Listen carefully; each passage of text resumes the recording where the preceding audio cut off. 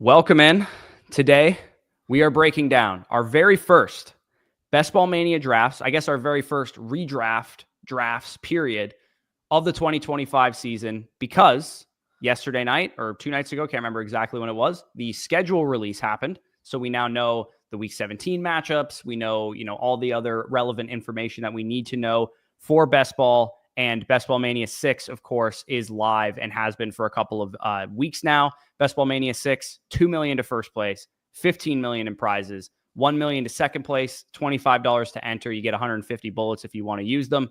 And then 100K to the regular season winner. Spicy, if you want to rip to the Best Ball Mania 6 prize structure there, we can see kind of exactly how it's laid out. Of course, the three of us drafted right around this time last year when the schedule came out and did get a team to the final. And it looks like they are running back the same structure where if you make the finals, you do get the max enter of the contest, $25 times 150 entries of $37.50 covered for you.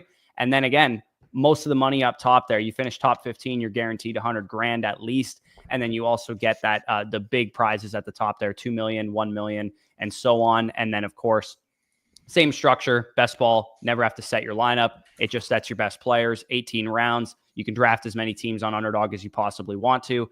And of course, if you guys are new to Underdog, we're going to get into the draft here in a second. You can join us by going to the main lobby and go into Best Ball Mania 6. Tail us some of the stuff that we're going to be doing here. Promo code FSE when you sign up to $1,000 in bonus cash on the site. And of course, a free pick that you'll get to use. If you guys are NBA fans, you can use this Jokic free pick into some of the NBA playoff action ASAP, or you can save your free pick come the regular season for the NFL if you want to. Yep, for sure. We do have a few comments in here. Shout out Lewis, first comment here. We here. Let's get it, brother. Jeremy, let's go. Brandon says, is Jamar Chase still 101 easily in redraft, or does Bijan have a shot based on the schedule and fear of 101? Well, I think Bijan is in the tier. For me, it's a big six at the top, and it's everybody else. I do have Jamar Chase as my number one overall player. Quickly, Danny, can we get into the draft before we go into the rest of the comments? Sure. Just because I want to make sure we're getting through this. Do we want to rip the 20 seconds per pick? This is a new thing to Underdog, so you could draft. Let's get two drafts in and do it 20 seconds per pick. For sure. Yeah. I mean, I was planning on doing 2 drafts anyways, but we might even be able to do a third depending on how quickly this goes. This might be hour-and-a-half stream with 3 drafts deep. So we're going to do it 20 seconds per pick. If you guys want to join this draft with us and draft alongside the team that we're going to draft, just go to the Underdog main lobby, Best Ball Mania 6, 20 seconds per pick, and hit enter basically when we hit enter, which is right 3, 2, 1 now. Yep. So going back to that, yes, Jamar Chase is still my 101, 23.7 PPR points per game last year. Tethered to an offense we know is going to throw the ball 600 plus times, is going to have a quarterback that if I had to place my money right now on a quarterback leading the league in terms of passing yards and passing touchdowns, it would be on Joe Burrow right now. So being tethered to that, obviously the elite explosive nature that Jamar Chase has. I saw Mason in the chat. Yes, Mason did have Jamar Chase in the Flock League last year, and he did get about 53 PPR points dropped on my head top. Yeah, that'll happen quite a bit for Jamar Chase managers this year. Yeah, for sure. Leafs in 7, Rattler Masterclass. Okay. Which one do you think is more likely of happening? Definitely not Rattler Masterclass. No, I'm trolling you. Witnessing history. Yes, sir. Spicy. Perfect timing. Yeah, let's get Cali God. We got the OG in chat. Shout out Cali God. Big Yonic. Hell yeah. Let's go. Jared coming to snipe me. We got Mason said, I'm in this draft. Come get this easy money as well. Let's go. Yeah, Mason, you get 101 because link. I can fire you the link too. Send him the link. Let's get it. Is CD your number 2 player, Danny? Yes, he is my number 2 player right now. I mentioned the big 6 because I noticed there was another comment from Pete. Who's the big 6? So for me personally, I view the big 6 right now in terms of redraft and best ball as being, in my order right now, Jamar Chase, CeeDee Lamb, Bijan Robinson, Saquon Barkley, Jahmyr Gibbs, and then Justin Jefferson at 6. I think once you get to 7, you can argue a few guys like a Nico Collins, and Ashton Genty, and Amon St. Brown, Puka Nacua, Malik Neighbors are going to be the main guys in that range. But for me, I think those 6 that I named at the top stand out above the rest. Yep. Yeah, no, that makes sense. I mean, nobody is shocked by by Danny having CeeDee Lamb 102. Like absolutely zero people. We got one of the big 6 though. Yeah, exactly. I personally would favor both Bijan Robinson and Saquon Barkley over Lamb. But Reasonable. I have Lamb ranked just behind Jefferson too at 105.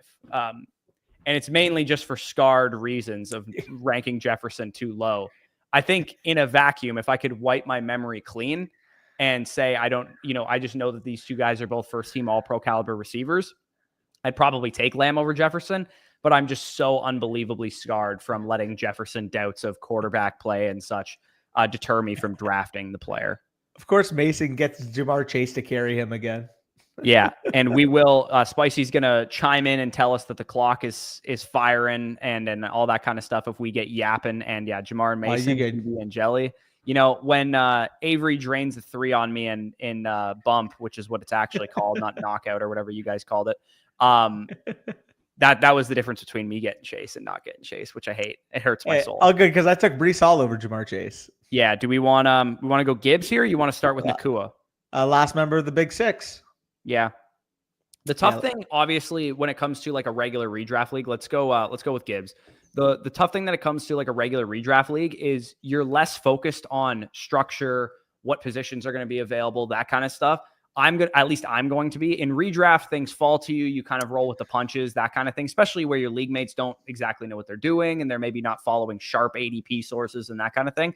But on Underdog, you do kind of have to be wary of making sure you're not falling behind at wide receiver and whatnot. So I do think it's viable to say, hey, maybe you'd go with a Puka Nakua, on the screen.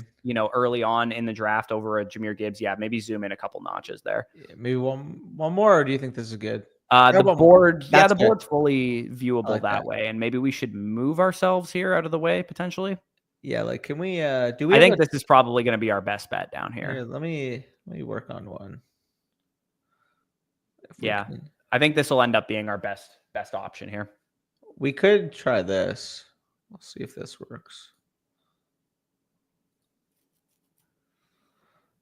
Yeah. Anyways, first round, I would say when I was ranking my, yes, I did just call knockout bump because that's what it's called. When I was doing my best ball rankings, I did, kind of slightly favor the wide receiver position. But when I get to my actual redraft rankings, like get ready for the running meme, fellas, because this is going to be running backs are back. We love pounding the rock. High testosterone shit this year. Maybe make some merch or something. Shout out Nick as well, by the way. Yeah, like this is going to be the year of the running backs being ranked high for your boy, I think, because I feel really good about, I would say 16 or so running back projections this year that I'm going to probably actually be in the camp of maybe getting them early more so than I usually am, because I feel really good about, say, Bijan and Saquon all the way down to like Joe Mixon, Brees Hall, Chuba Hubbard types around that 14, 15, 16 range. Okay, we are on the clock here. Do we want to grab a wide receiver in McConkey to make sure we don't fall behind here? Ladd or T. Higgins? I'm cool with either. I think I prefer McConkey given, how great his reception perception stuff was. I'm not like super high on the rest of the Chargers pass catchers that they've brought in. Like I like Gadsden and, stuff from a dynasty lens, but like in the short term, I don't think he's probably going to have a huge impact. Same goes with Trey Harris. I don't think he's going to have a huge short-term impact on what McConkey is able to do in redraft. So I like McConkey there. So I guess let me ask you this question. Obviously, like, because I view the top 6 being a tier head, like I don't view personally Puka, Malik, Nico, the others as being worthy to be taken over Jahmyr Gibbs. But let me ask you, hypothetically, whoever your next rated player was at wide receiver that wasn't Jahmyr Gibbs, would you have preferred the combo of that player plus a Jonathan Taylor, Bucky Irving, insert running back here, or Jahmyr Gibbs plus Ladd McConkey? I think I prefer Jahmyr Gibbs and McConkey. Had McConkey or AJ Brown or London not fallen, I would say I'd probably prefer the wide receiver first, but I think McConkey does represent a little bit of a tier break for me there. And B-Fred asked like our favorite start, by the way, by Mason. Yeah, good start. He asked our favorite second round picks. If you want to go to the board really quick one more time, Spicy, I'll make sure we're back on track for the pick. What was the combo we were talking about before the stream? Yeah, this is exactly what we're here. Let me just make my point and then we'll get back to that. Sorry. Best second round picks to me are very clearly Devon Achane, Christian McCaffrey, Drake London, and AJ Brown. I think that early second round range is going to end up being a honeypot for a lot of people from both a best ball and a redraft perspective. Yeah, I would agree. And obviously it feels pretty cut and dry. Like if we go back to that board, so Spicy, pull back that board. The big board. Oh, two picks away. Okay, I see. Make our pick first. Okay, yeah. I mean, Chase Brown, if he's there, just feels free. I would go Chase Brown or Devontae Adams. Yeah, Chase Brown definitely would be my highest rated running back at the moment. And I'm not quite as high as you are, apparently, so as on Devontae Adams. So I'd go Chase Brown too. Let's go Chase Brown and see whatever wide receiver falls back then. Yeah. And the conversation Danny was referring to is now that we have week 17 matchups, I think the problem I have with week 17 correlation, because in theory, it's correct.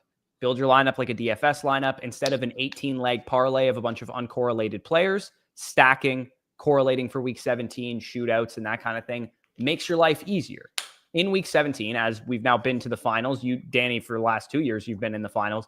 It's easy to be like, okay, I just need a couple things to go right for me, and I could take down this $2 million. There's 400 plus teams in the finals. You kind of do need to correlate it like a DFS lineup. The problem I have with week 17 correlation in the last 2 or 3 best ball manias is that it has affected ADP so much that I don't even think it's an advantage anymore, because you see with what Mason did, Jamar Chase, T. Higgins, Marvin Harrison, the Cardinals and the Bengals play each other in week 17. So conventional wisdom that game's going to go crazy. Exactly. Conventional wisdom will tell a lot of people that, hey, you picked Jamar Chase first overall. You're betting a big time, bet on Chase having a monster season. And if that happens, you probably want to correlate him with a week 17 correlation, whether it's McBride or Harrison. I think they're going to be staple 2-3 turn type of picks. And at that point, it's not even really an advantage to have that, because everyone in the final that has Jamar Chase, 60, 70% of the teams are probably going to have Marvin Harrison and or Trey McBride on it, or T. Higgins, or whatever the case is, or Chase Brown. So for me, it's like getting unique in ways of correlating week 17 is going to be something I'm going to try and do. Like instead of, like, I'll purposely pass on Harrison, for example, and take Trey Benson later or something. Some decent options. I don't know if I can pass on Josh Allen if he falls, man. Yeah, I wouldn't be able to pass on Josh Allen. I really kind of like the discount you get on James Cook right now too. I didn't want to have to take Omar either, because I would have wanted to, but I would have hated to pass on him. Yeah, I would say among the receivers, DVS is going to be the one that I would favor. I'm cool with that. And then James Cook, I would have probably gone. I would go Devontae here. Yeah. It gives us a Hurts stacking option too. Yeah. I like the idea of getting Devontae.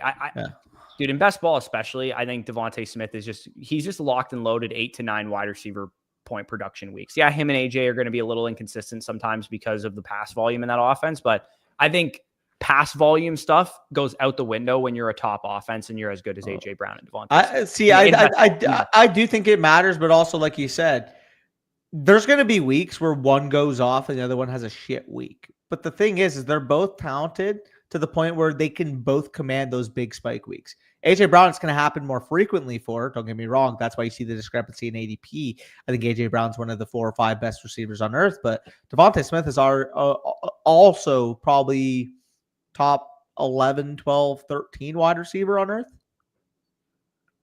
Yeah, I mean, they're both just excellent receivers. And again, I told you guys about this before we went live, but my friggin' DoorDash is giving me a hard time again. I'm trying to order allergy medication because Maria has we only have one car and Maria has the car right now. So I'm like, I can't drive to the store to get allergy medication. And I'm like, absolutely can't.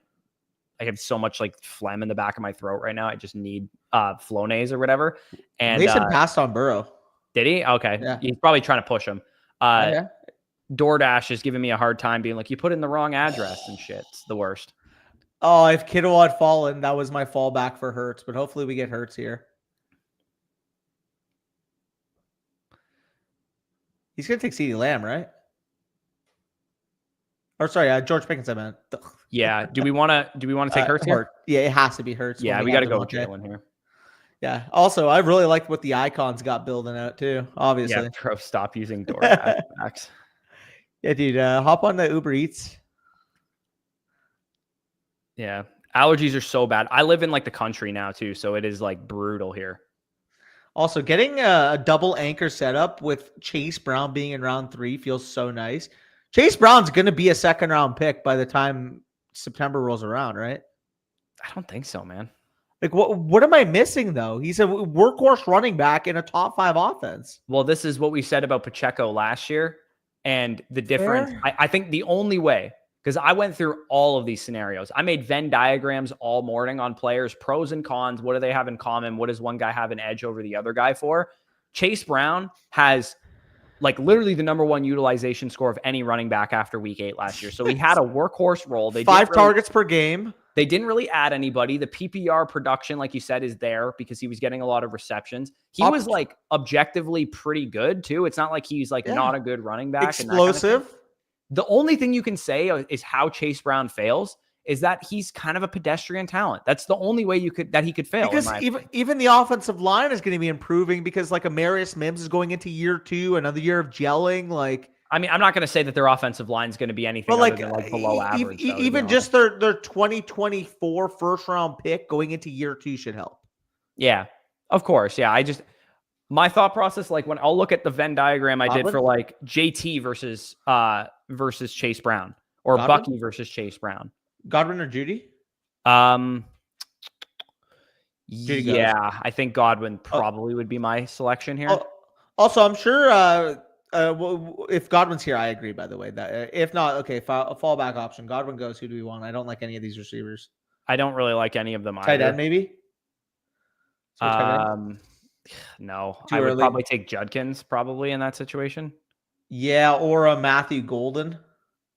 Okay, we got Godwin. That's good. Okay, that would have been kind of shitty if we didn't get him. Well, you saw the trade that I made. I traded in our Debbie League. Shout out Jay Meadow if he's in here. Jay Meadow, I believe, is in here. I want to know what your thoughts are because I traded him, Garrett Wilson, for the Debbie 110 and the Debbie 202 this year, plus Jerry Jeudy. So basically, the way I viewed it is they gave similar production last year. Garrett Wilson, yes, I would take straight up, obviously, but the insulation was enough for me to down tier. Would you have made that similar to down tier? Or do you think that's a little bit too much? I think it was a fine move. Yeah. I don't know. Down tiers always scare me in general, but I think it was a fine move. For reference, I believe with there was the 110 and the 202. With those 2 picks, I got Isaac Brown from Louisville and Tavian St. Clair, the 100 rating 5-star for Ohio State. Yeah, kind of a weird name. Yeah.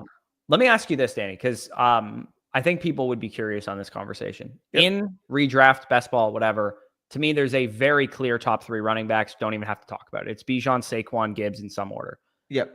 Who is RB4 in your rankings? Genty is RB4 in your rankings? Genty. Okay. We'll make our pick here, and then I'll get back to that. You cool with Diggs?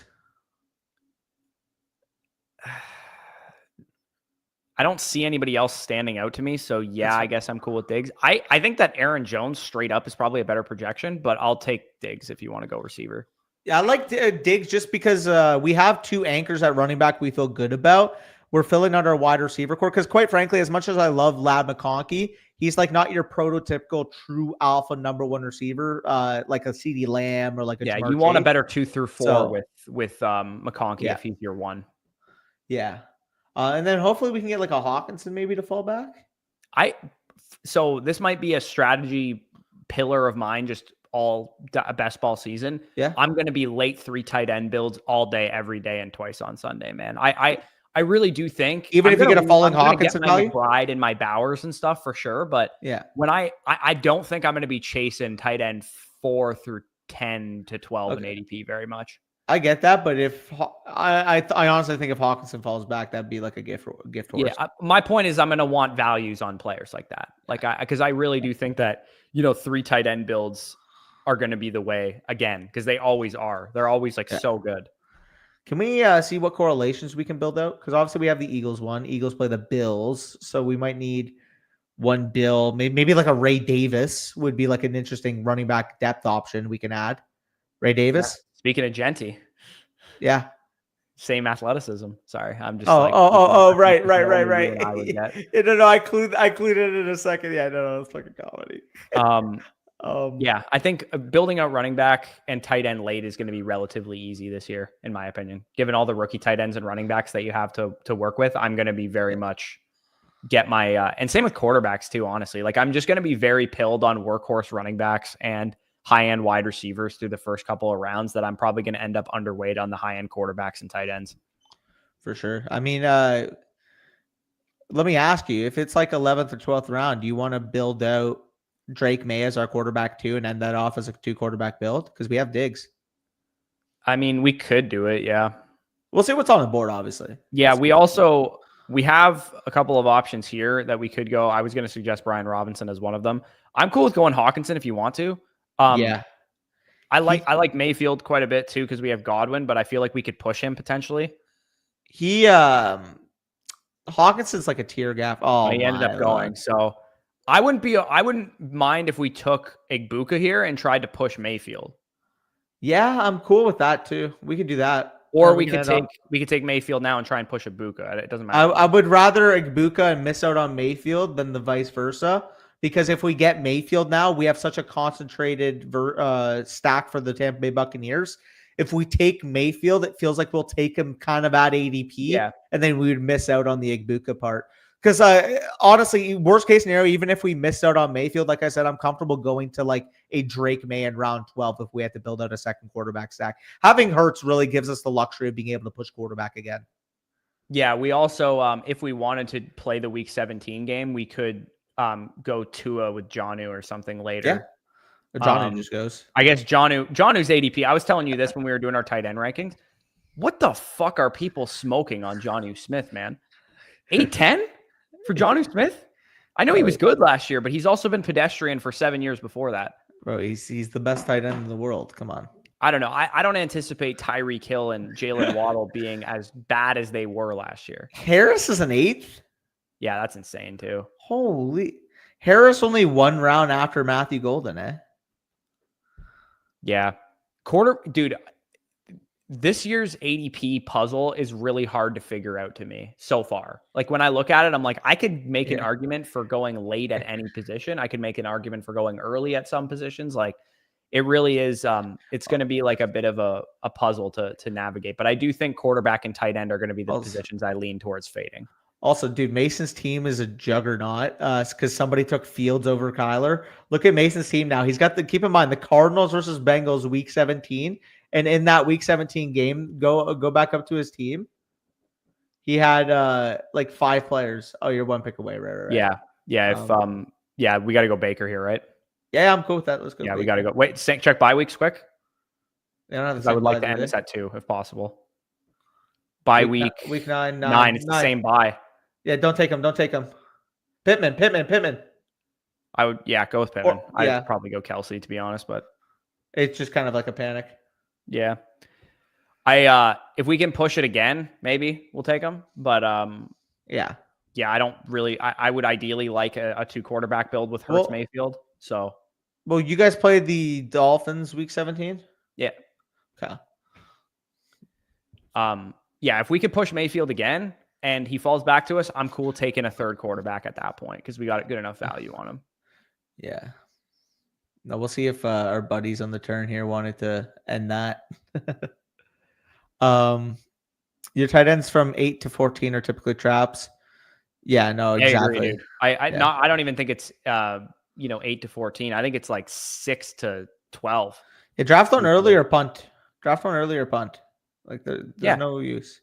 Like honestly, like I swear to God, I'm not going to even discriminate. Dude, last year I started at like 10 and 4. Actually, last year I started I'm at 10 and 1. probably going to end up underweight on Laporta even. Like I'm talking just other than Bowers, McBride, and Kittle, I don't really see an argument to take one high.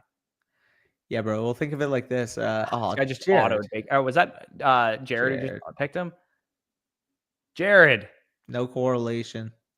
He no correlates him. You hate to see it. Hey, I mean, King of QC wasn't wrong. I mean, for what it's worth, it's a great value. I don't. Yeah, I don't blame him for that. I don't blame him. Hurts me a little bit. Yeah, I don't blame him. I'm also cool with. Hear me out too. It's Bills versus the Eagles, right? Week 17. Yep. Could go Keon Coleman here too. Oh, never mind. I don't know. I don't really feel great about him anyways. King of QC had that idea as well. Bateman? I'd be cool going Sharps. Yeah. Oh, yeah. Or Najee even too. I'd be fine with either of those running backs. Oh, Loveland going kind of sucks. Yeah, I'm cool with that. Me and Danny had a lengthy Evan Ingram discussion about 20 Yeah. minutes ago. Yeah, no, he is not the pick. Also, why is Danny Devontae hates going? targets at a position that doesn't get them. So that was the discussion. Yeah. I mean, the discussion was the fact that you're just projecting his Jaguars Sharps, projection what do we onto wanna him. do here? Yeah, I'm cool with Sharps, or I'm cool with We could Sharps. take Kyle Williams and then get Drake too. Yeah, I like that too. I'd rather go Put Sharps first. I think Sharps we first. could Sharps, Kyle, Drake. Sharps, Yeah. Kyle, Drake. I think we could push Drake too. What's Drake's bye week? 14? Okay. Yeah. We don't have a tight end yet, but we can like let me ask you this. Go to the tight end board really quick, Spicy. I'm just curious like where okay. I'm cool, dead ass, leaving drafts with How isn't Joku available? Okay. Njoku, yes, he's available. We'll be drafting a lot of him probably. What I was gonna say is I'm cool leaving drafts with Dallas Goedert, Jake Ferguson, Kate Otten. 3 tight end build. Totally cool with builds like that. Dude, I like is it just me or am I like I'm totally fine with if this is his ADP, I will be drafting him 100% of the time. And Jared, you're gonna take a third quarterback? No, he's got 2. Or he would be his second. He's gonna take another quarterback from us. Oh, okay. Tough scene for us. Well, fuck. Well, I mean, we could take him with this pick. Yeah. No, he's got Trevion, but like also, yeah. Yeah. I mean, we could take him here. I'd be fine taking him here too. Yeah. The Nakey Bakey was cooking me. Why'd I call him that? He said he has Brees also. So he has Brees, Trevion, Drake would be correlated. Oh. Okay, so we got to take him here then. Yeah, we would have to take him here. Yeah. I mean, we could take your boy Doc too. Do we have a Cowboy? No, but there's ancillary pieces we could probably get later, like Ferguson being one of them. We have a he stack actually with just went. He just went. Yeah. Let's just take May. Yeah. Take Kyle then. The Nakey Bakey. So are we? Yeah, you didn't hear me. Are we going to stick 2 quarters on this team? Are we going to just roll with those 2 guys? Yeah, for sure. Yeah. Okay. Yeah. Also, I won't hear any other name but Dave. Yeah, okay. I was gonna say if David Njoku made it back, I wouldn't have heard any other name but him. Yeah, that makes sense. Yeah, I'm not sure if you heard me, by the way. The Nakey Bakey? Yeah, I heard that. Oh, you heard the Nakey Bakey? I heard you say it like 3 times. Oh. Yeah, tight end. I don't know why, but I feel like navigating tight end this year feels like the skeleton key. I don't know why. It just feels like just draft David Njoku. Tight ends, like there's ways. Just draft David Njoku and you'll win BBM. Yeah, I mean, we'll see. He's free, bro. He's free. This is a guy I would take as tight end 6. Oh, is that my Flonase at the door? Let's go. What you get? Flonase. It's like a allergy nasal spray. I thought you were getting the only thing that works for me. Look at what Lucas said in the chat. He said, "Bro goes the Nakey Bakey." Never again. Really like Ferguson this year.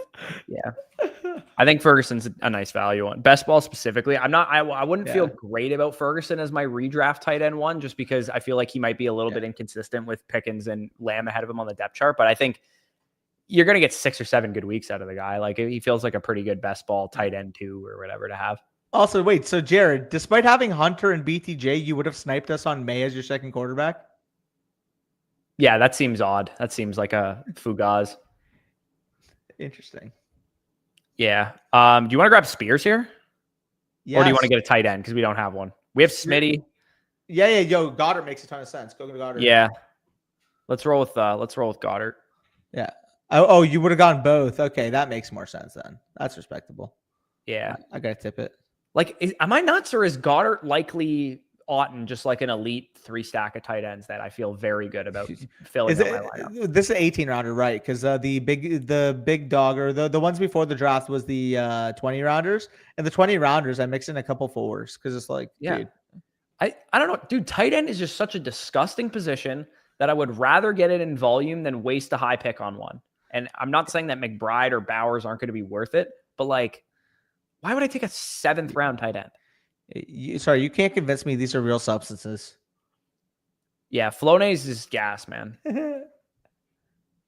Green chili is my sinus decongestant. Dude, I am at a severe, and Arthur will appreciate this, Mexican food withdrawal being in Canada. I'm at a severe deficiency of, chilaquiles and barbacoa tacos and shit. Like I'm at a severe withdrawal of them. Oh no, you're making me jealous. There's no good birrias anywhere where I live. There's no tacos anywhere that are good. They're all $15 a taco and stink. That's a good point. Like I can't get a 150 peso gas taco anywhere. Spears was a good pick too. Mason kind of cooked. Ray Davis. Yeah, we could grab Ray. I'd personally prefer Bigsby of the two of them. We have the Bills Eagles. I guess. I don't know. We also have Jaguars Colts. We do? Oh, yeah. Oh, okay. Then we could. I'd rather go Bigsby personally. I was just looking for a run back. What other bill are we going to take? I mean, we don't have to stack week 17. I guess. Okay. We also could take our third tight end could be an 18th round Dawson Knox also. Yeah, I'm also cool with Palmer. Palmer's fine, yeah. Palmer and there was one other. Ty Palmer Johnson as our 6th running back or something. It's not terrible. Yeah. Okay. Yeah, you remember me in the Texas trip. Texas trip, but I'll put you on. He remembers me in the OG Texas trip where I stunk up the bathroom. Yeah, I mean you'd be doing that. Just go to Taco Bell. Kidding. Yeah. I might need to do some research on there actually. So I shouldn't say there's no authentic Mexican food where I live, because there is one place where I live called like Green Cactus or something like that. And it's pretty damn close. Like the family is 100% from Mexico that runs it. Yeah, no, I'm actually, like, I might maybe when Maria gets back from her little manuscript editing trip, I might suggest we go there for lunch. Why'd you say Palmer? I feel like Jared's just blowing up our stacks on purpose. Yeah, I mean, like, did we do something to you, Jared, last year during drafts? Like, yeah, seems like there's been the motive. Typical motive. I don't even know who to take. You guys, you want to go with Firemouth? Pretty sexless pick in my opinion, but yeah, it gives us a tight end 2 option though. Yeah, or Henry. We could probably wait on him. No. Okay, yeah. Then let's go. I'd be down to go Firemouth here and then wait on Henry. Okay, let's do that then. Let's do that, and then we can end off at 3. Yeah. Yeah. Okay, we'll go with that. Do we have what is the bye week situation looking at tight end? Let me see. Hopefully they don't have the same bye. They're not. They're fine. And Henry's 14. Yeah, dope. We're pretty much almost done at receiver. We only need like one more. Also, barbacoa tacos are friggin' gas. If I had to tier rank tacos or rank my top 5, I would go probably like carne asada, like some kind of like flank steak or like skirt steak tacos 1, because those are my favorite for sure. Number 2, I would probably go barbacoa because those are also beef usually, at least the ones that I had in Mexico are. Number 3, I'd go birrias, but only because they upset my stomach sometimes. I actually think they probably taste close to number 1. Number 4, I'd probably go carnitas, and then carnitas. I'm trying to think of what other kinds of tacos I really like. I know Spicy's enjoying that in the back. You hear that one? Carnitas. Yeah, carnitas are gas. And then that's the one thing I've noticed is like the types of tacos, like they all like make me want to dance, like birria, like El Pastor would probably be 5. El Pastor, no, I'm joking. I'm trolling. Birria tacos are. Oh my God, Mason. That's fine. We should take it Hunter Henry. Yeah, we could correlate Mason Taylor to the Patriots stack. Run back. Let's do it. Okay. Damn it. Could go Alec Pierce, best ball hero as well. Urine. No, I'm kidding. He's okay. He's fine, but let's go Mason Taylor here. Yeah, I agree. Fish tacos are good too. Yeah, I will say fish tacos, my one gripe with them are, unless they are done really, really well, they're just greasy tacos. Yeah, you're not wrong. Specifically, like, breaded fish tacos or battered tacos or something like that. Like, I actually like, popcorn, or like not popcorn shrimp, like coconut shrimp kind of like tempura taco kind of situation is good. But I generally wouldn't order fish tacos when a really good carne asada, birria, carnita, something like a better taco to me, I just think are like meat tacos instead of fish tacos. I just usually ask what they recommend at the spot. Yeah. But yeah. It's also different too, because a lot of you guys are probably in the comments are American, and American tacos are different than Mexican tacos. Like if there's like a Tex-Mex kind of influence on it, California's got their own kind of spin on Mexican food too.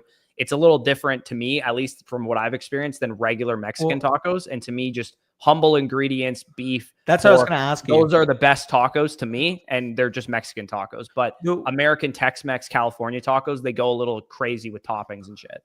The way I describe it is Mexican tacos as opposed to American tacos. American tacos, you really get the emphasis on the toppings. The Mexican tacos, you really get an emphasis on the marinade, how the actual meat was prepared. Cooked for like 3 days or something. That's what I've noticed. That's why they're better to me. Also, Samson feels free if he's here. 16th round, just for the implied upside. That's kind of insane. Look at the running backs in this range. I mean, I'd argue Jalen Wright has upside. Jalen Wright and like my boy Jarvis Hunter. Like, yeah, I mean, he doesn't have any upside, but I'll let you have that. He's got upside. Jalen Wright's a good option though, too. I would go. I'm down for Samson if you want to roll with him. Let's go with my boy. The other factor too, HM more of a workhorse proven right now than what we're projecting Quinchon to be.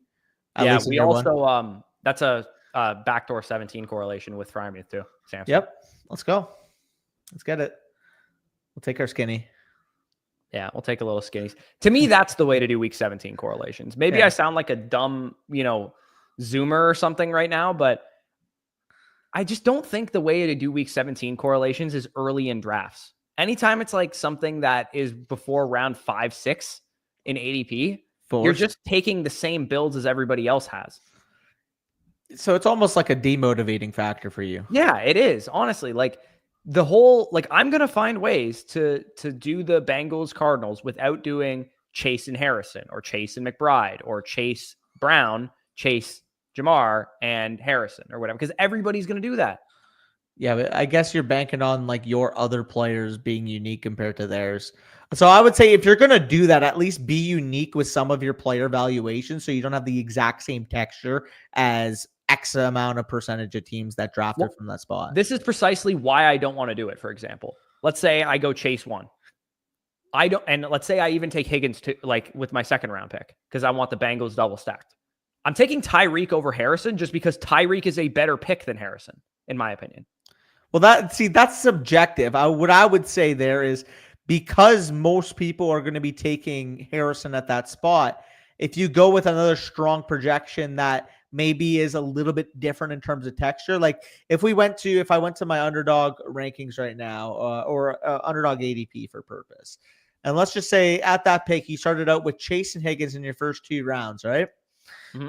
At that, what would that be? The 25th overall pick. Instead of going with a Marvin Harrison Jr., maybe you reach down the board a little bit and get a Devontae Adams, a Breece Hall, a Mike Evans.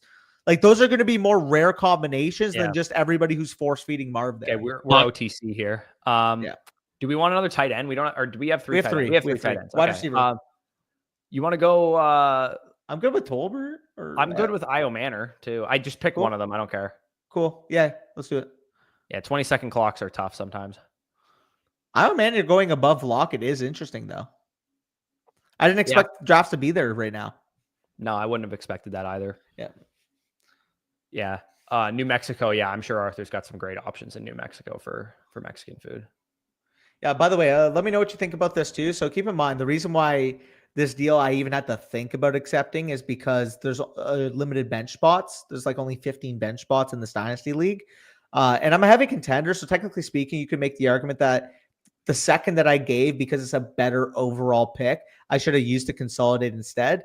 But I got an offer. It was the 301, the 30, or sorry, the 304, the 306, and the 312, and I gave up my 2027 2. That's more than likely going to end up being 210 to 212. My team is a juggernaut in the MML league, right?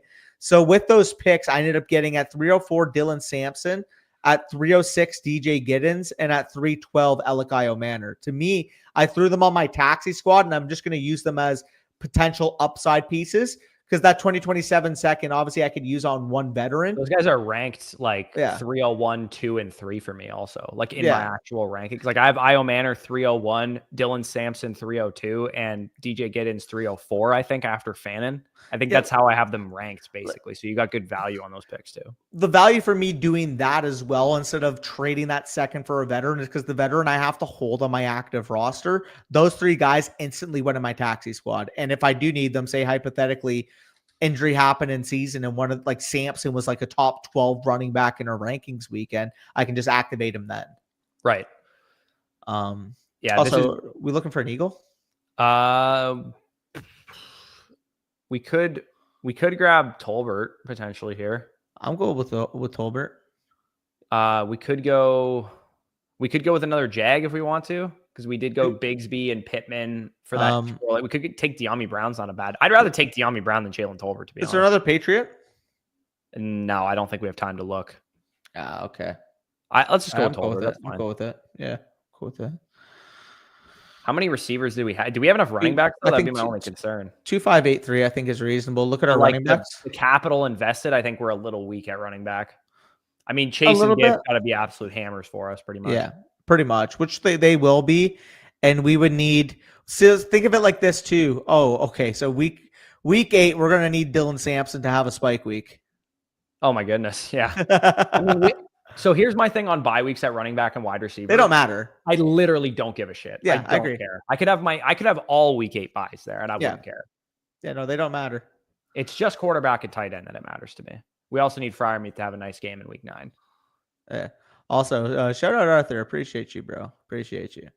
Yeah, no, if you guys want to see negative Danny comments, just go to the BDG trivia comments, because they're probably just 80% calling me the biggest obscenities you'll hear. Danny's comments are so bad that I caught strays for being associated with him. Yeah, no bullshit. Like it was like literally how bad they are. They're like, that Danny is the most insufferable person on planet Earth, and his co-host isn't much better. Bro, and I'm genuinely curious. Like, is it just because I was loud? Like, I'm like, what like could I have possibly done to get them so outraged? I mean, you were whining hard, dude. Like the whining in the last, but even the second game that I played, like did they just not like that? I didn't watch it, so I don't know. I didn't watch that one. Like I was pretty intense. I was into the trivia. Like you know how I am. Like when I'm doing something I enjoy, like I'm very passionate, right? Yeah. Like, do people just get like threatened because I'm like overly passionate? Yeah, probably. I mean, the thing that people had an issue with for me, I noticed, was I kept saying like, "Oh, I think I know that one," or "I was gonna say that one," or like, you know, appreciate that kind you, boys. Yeah, appreciate our chat. No, we're not gonna. We don't take it personally. No. It's more funny than anything. But there was some that, Danny, if I were you, I might have taken personally. To be honest, there were some bad ones, bro. Like, dude, no bullshit. That recent video has like 300 comments. And there's probably 180 of them associated with me. Yeah, no, it was bad. Like Danny got dragged hard, and as Mason points out, I was catching some heat too, for constantly saying like, "Oh, I was gonna say that," or "Oh man, I know this one for sure. Let me run the board," and I just got them wrong. It's like, I don't know, it's fun. I'm trying to play. We don't have to act like I'm the only one getting heat, but also some of it would be fucking like comparatively, if you had to like measure 100% total of everybody that was in the tournament catching heat, it would be 85% me, 15% the field.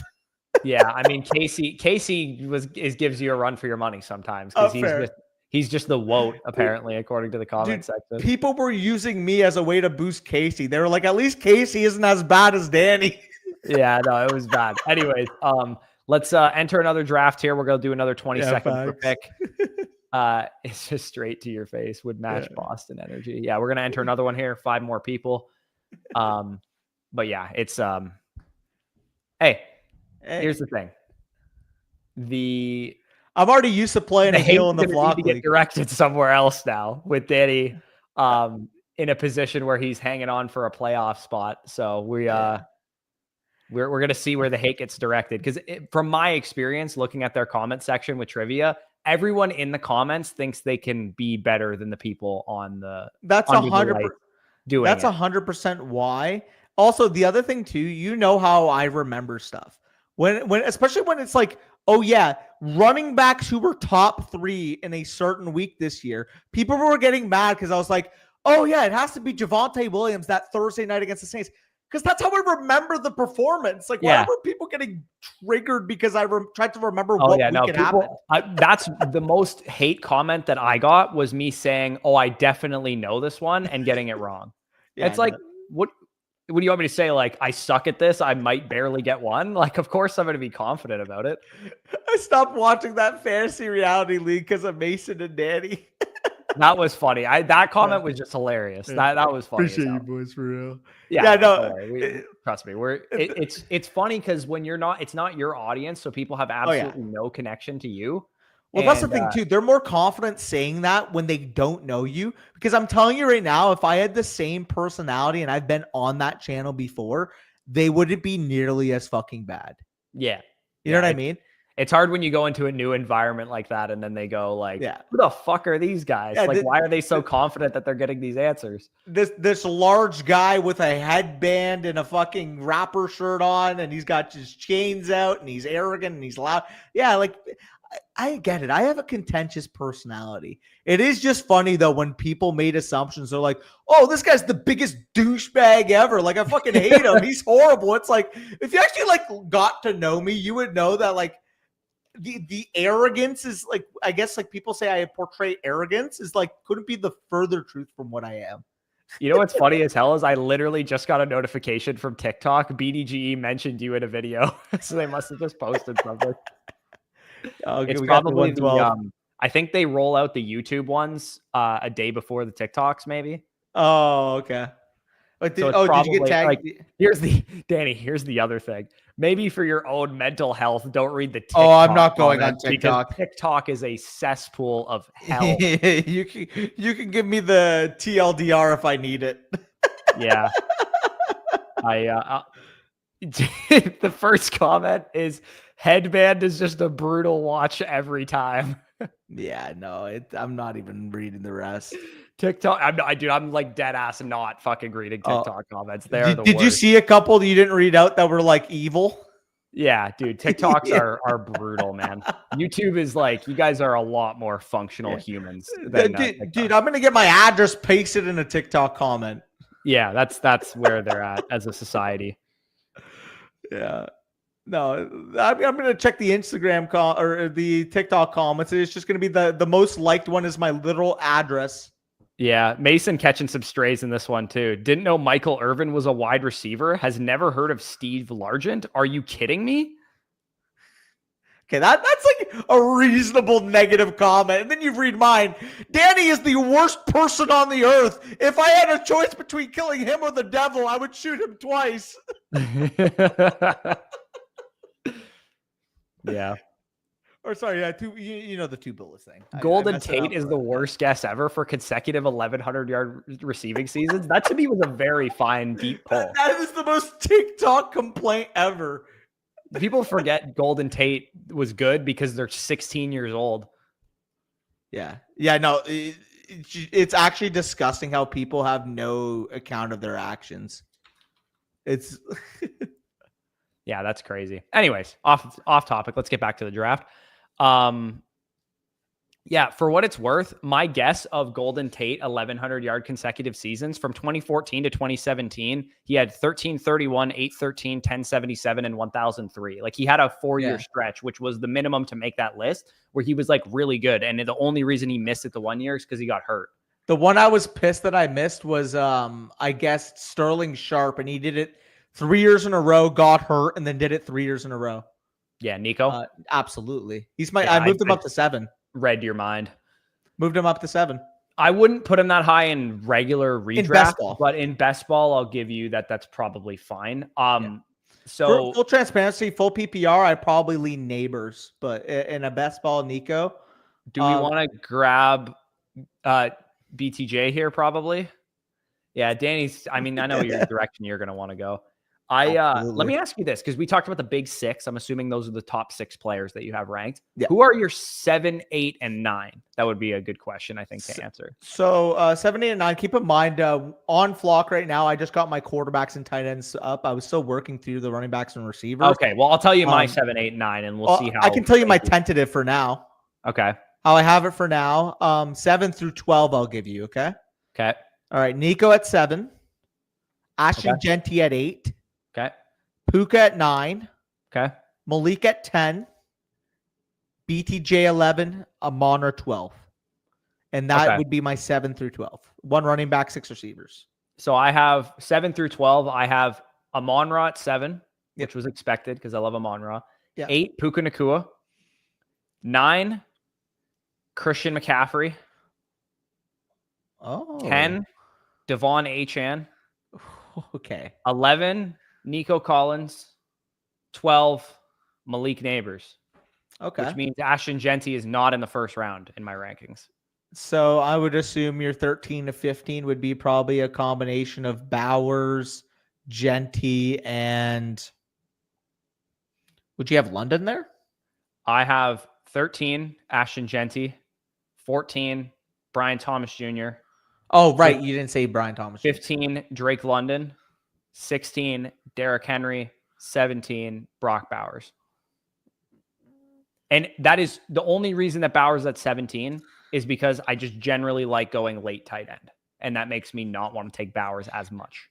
That's too low for him, man. I'm going to get shares. I want to try and be about even with the field on him, but I'm probably not going to be above the field for sure. Hey, I'm saying that's too low. Like he didn't just go there in this draft. Corey's brain is working right without proper tacos. Yeah, he wants to set the tone with the running backs. Yeah, as much as I love Devon Achane, respectfully, you can't have him over Ashton Genty. Why not? Dude, there's just... Can I ask you, what exactly is Genty going to have over Achane? His offense is worse. I think think receiving volume will not be Achane's. As great as of a receiver, I think Achane is a machine as a receiver. I think we're looking at a legitimate 300 plus touch upside. Okay, to give you an idea, when Tua played last year, Achane was the 22 points per game. He's a stud. RB1 in fantasy. Yeah, no. Absolutely, he's a stud. I also do think Jalen Wright could be more involved than what Raheem Mostert was last year. Again, I see that, I'm saying this as a Devon Achane stan. He was literally my biggest league winner last year. Ashton Genty is different gravy. That's my point. I think Devon Achane has a top 5 projection. I think Ashton Genty could be the number 1 overall running back this year. And Achane already was when Tua was healthy. That's my point. I love Genty, dude. It's nothing that against Genty. Anyways, we're on the clock. Brees is one of them, right? Yeah, Brees is probably one of the guys that I would go with here. And then, do we want to take Hunter or do we want to not take Hunter? Yes. I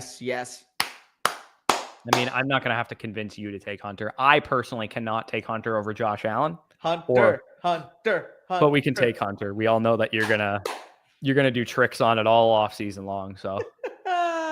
Woo! Danny is gonna need like a.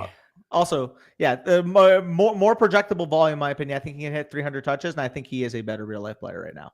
I don't think projectable volume is a reasonable case when you look at what Achane actually did last year. Why not though? Because Achane was a literal workhorse last year. Raheem Mostert was hurt, and when he did play, was banged up. Okay, Raheem Mostert was hurt, but Jalen Wright and Jeff Wilson, they could have very easily, if they didn't want Achane getting touches, they could have very easily used those guys.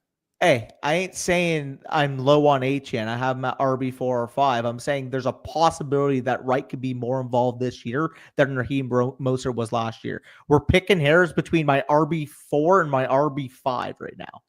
Again, we are picking hairs, but that's how you got to rank these guys, which is why I have Achane higher, because I think 87 targets for Genty would be a 99th percentile range of outcomes as a receiver. Given how much he's going to get on the ground, I don't think he would get that much. I think he might get 250 carries and 80 targets. Okay, so 250 carries and 80 targets. It's ironic that you bring up those two numbers because that's precisely essentially what Achan already gives you. Yeah, and I think Ashton Genty is a better player. Right, but Achan literally did I this think already. Sure, he's done There's it already. No risk at all that he can do it. If I gave you a lottery ticket on somebody that could be this year's Bijan Robinson, would you take this year's Bijan Robinson or would you take Achan? Or sorry, 2024 Achan Bijan was Robinson, better when Tua was healthy. Okay, but let me ask you: if you had to redraft last season with the knowledge that Tua would play, we'll say at least 12 games as a projection, would you take Bijan Robinson over Devon Achan? This is not the same discussion because I Why already not, knew Bijan was elite. But Genty there's a 97% chance he's elite, but there is a 3% chance that he has Bijan's rookie year. Correct. Otherwise, I would have Ashton Genty in contention to be 1. The reason why I'm saying I would have him at 4 is because I think he is that level of talent. I'm at least 97, 98% sure, and he has the opportunity to be one of the biggest bell cows in the league. That's why I have Genty higher. That's 4 and 5 for me. I think the way that I look at it is if I gave you a Powerball ticket to win $50 million, or I gave you a lottery ticket that there was a 75% chance you'd win 20 million, I'm just taking the fucking lottery ticket to win 20 million, which is Achan. And even then, I think he has Powerball upside still. We did this last year. You and I loved Achan's upside last year. I agree, and I still do. I think Achan's a stud. With that being said, I think Genty can quite literally be a 22-point per game player, even as a rookie, going to Pete Carroll, going into that situation with Seattle, with the Raiders, because I actually think this is going to be at least an average level offense. So I just want to do this for memes after we make our pick. Well, let's make our pick first, and then I'll do it for memes. Okay, let me see. I think Henderson. We have Breece Hall. Yeah, I'd be on board with Henderson. My next player would probably be Godwin, I would say, in rankings, but we did take him last draft, so we could go Addison if you want. I am cool with going Godwin again. I think this is a nice value for him. If you also want to take your boy Olave, I don't think this is an outrageous cost for him either. Yeah, I mean, I'll probably end up with bags of Olave. So I mean, Godwin and Olave, I'm going to end up with bags with. I'm cool with either one. Yeah, okay. Well, we can go Godwin.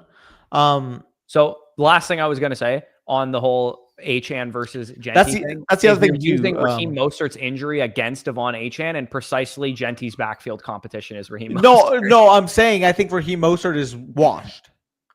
Okay. But if he's washed, then why didn't they just replace his role with Jalen Wright, who we both thought was a good prospect? Maybe Wright wasn't ready. Again, it was the transition going from Tennessee. Again, he may not be the prospect that we thought he was, but I think it's enough of a risk for me and more of a risk for me than what Raheem Mostert currently is. And I trust Pete Carroll. I trust improvement on the offensive line, and I trust Geno Smith to at least make this a top 20-ish level offense, is serviceable offense. Yeah. Again, I think this is we're picking hairs. I think this is one of those chasing the upside only makes sense to a point. With a 6th overall pick player, Joe Burrow dynasty discussion again to me, where Devon Achan certifiably was the best running back in fantasy when Tua was healthy. He was awesome. Actually, he was. He was awesome. Now, also show me the running backs that have gone in the top 10. Comparable prospects to Ashton Genty and how they did as rookies. Bijan was RB15 in PPR points per game as a rookie, if you want to play that case. RB15 in points per game. And Christian McCaffrey was a back-end RB1. And I would tell you that that would be a disaster for Genty if he was RB12 in points. The reason why I asked you that, because for every case like that where they do have backfield competition, you also get a case like Ezekiel Elliott where he's the RB1 in fantasy. I think Saquon Barkley where he's the RB1 in fantasy. Yeah, I mean, you got guys that came in. Like you can point to the negative instances, but Najee came in no backfield competition. Zeke came in no backfield competition. I don't disagree with you that Genty's ceiling is absolutely there. I'm telling you right now that his ceiling is basically the same as Achan's, though. I see a higher ceiling, that's not even. That's is not a high ceiling. It's an awesome ceiling. It's no discredit to Devon Achan. I literally think Ashton Genty could be the RB1 in fantasy this year. Yeah, and Achan was already again. You're taking a 9-game sample size. I love Devon Achan. He's my RB. Sure, he's my RB5 in fantasy. Ashton Genty could be Jahmyr Gibbs, can be Bijan Robinson. who were worse than Achan last year from who are points per game who are perspective going a when Tua half was round healthy. plus ahead of him right now. When Tua was healthy, they were Okay. worse than Achan. Okay, but like, why is the reason that Devon Achan is going after them? Then you should rank them right above them. Because those guys, if that is your sole case right now, what they did last year, why don't you have the gall to rank Devon Achan ahead of them? because I think Ashton Genty will be at that level, if not very close. Okay, that's fine. That's why he's at 4 for me. I love Genty. Absolutely. Yeah. I love Genty. No, but you're saying it based solely off of what happened last year. I want to hear your case. If that is all that matters, why isn't Achan go down again? That's part of it. And that's the risk factor for Devon Achan. You're pointing it out for Genty. You're not accepting any of it with Devon Achan. That's what I'm trying to point out right now. Clock. Oh, I think Jaden Reed's pretty hard to pass here if he falls. I'm cool with Reed and Hawkinson. Yeah, I personally would favor Aaron Jones, especially that we took a rookie running back as our RB2. I'd kind of want somebody like maybe early season production wise. I just view him as the last of the tight end tier, other than Njoku. If we don't get Hawkinson here, I want to get Njoku then. That would be my request. Yeah, I'm cool going with it. Let's go with Hawkinson. There'll be other running backs that we can use early in the. Also, maybe this is what the BDG comments didn't like about us, but but here's the thing: you guys are saying hey, it's a combos. 1 spot difference. It doesn't matter. But if you're on the clock and you have to make that decision, for sure, it matters. All I was trying to point out is you were making all the negative cases for Genty without accepting the reason why Devon Achan isn't on the level right now in ADP with Barkley, with Gibbs, with Bijan is because of the inherent risk level of Tua and the inherent risk level of the offense. That was my point. The reason I didn't make any of the pro cases for Genty is because I knew you were going to make them. Yeah, obviously. And I agree with every pro case that you're making for them. Yeah. It's more if you stack everything up that matters for fantasy, both O-lines are not great, realistically. Yeah. Both of them are not very good. Both quarterbacks, when healthy, are probably about the same caliber of player. Geno Smith versus Tua. Maybe Tua is a little bit better in terms of efficiency. Call it a hot take. A better play caller. Achan's more established as a receiver. Already done it in the NFL. You want to hear a hot take? Tie break for me, personally. You want to hear a hot take? What? I don't think there's more than a 5-spot discrepancy between their offenses next year. I would say that they're probably both about the 12th to 18th best offense in the league, give or take. But in that scenario, I think the ceiling of the Dolphins' offense is higher. It is, but I'm concerned about the offensive line play that we saw last year, and I'm concerned that, it's been a 3-year trend now that every time once they get to late October, early November, the offense just simply does not perform the way it usually does. Yeah, you're right. That's a risk level for me. But that didn't seem to affect Devon Achan. Dude, he's a stud. Like, he's my RB5. 31 fantasy points in week 16. Hey, bro, he's my RB5. I think he's freakish. But, like, there is a reason why he isn't going where Barkley, Bijan, and Gibbs are. Yeah. Because otherwise he would be. You're right. There's risk there. But I would take him. Like, I'm picking. And the reason this matters as an argument for me specifically is because in my home league, I'm picking 9th overall in a range in which I will take Devon Achan over Genty if I have to. Because, I'll pick him there. Like, I might get him in the second round, so I might try and play the 80. That would probably be your best. So maybe take, like, a Nico or something and then hope whichever falls back. Well, my hope would be that St. Brown or Lamb falls to me. That would be my ultimate. That would be best case scenario. But I think there's very reasonable possibility that that'll happen because I'm hearing my league mates talk about taking Christian McCaffrey ahead of where I'm picking. Yeah, I want to see where I'm picking right now. I don't find out till late. And for what it's worth, I have McCaffrey over Genty, too. I have him over both players, actually. I don't think it's outrageous to have either over Genty. Like, I think for the most part, top 3 kind of separated themselves, and those would be the next 3 in discussion. Because, unless somebody's really, really high on Henry, I can maybe make the case that's the 4th in that tier, but that would probably be those next 4, right?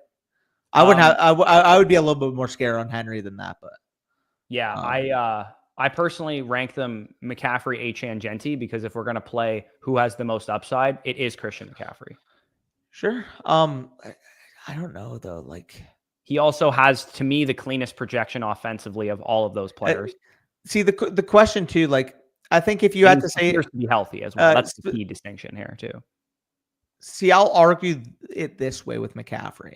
We're on the clock. We'll make the pick first. We already have a tight end, so that's. Do we have a quarterback that we can take here? We don't have one that we have stacked. Lawrence is down. I say we just wait. Let's get a receiver. Bateman. No, I'm cool with Najee here. That's fine. Okay. I mean, I think we need an early season running back here. That's reasonable. Bateman seems a little bit high for me. I would be cool with taking one of the tight ends and potentially even being done. Yeah, I'm cool with Andrews or Loveland.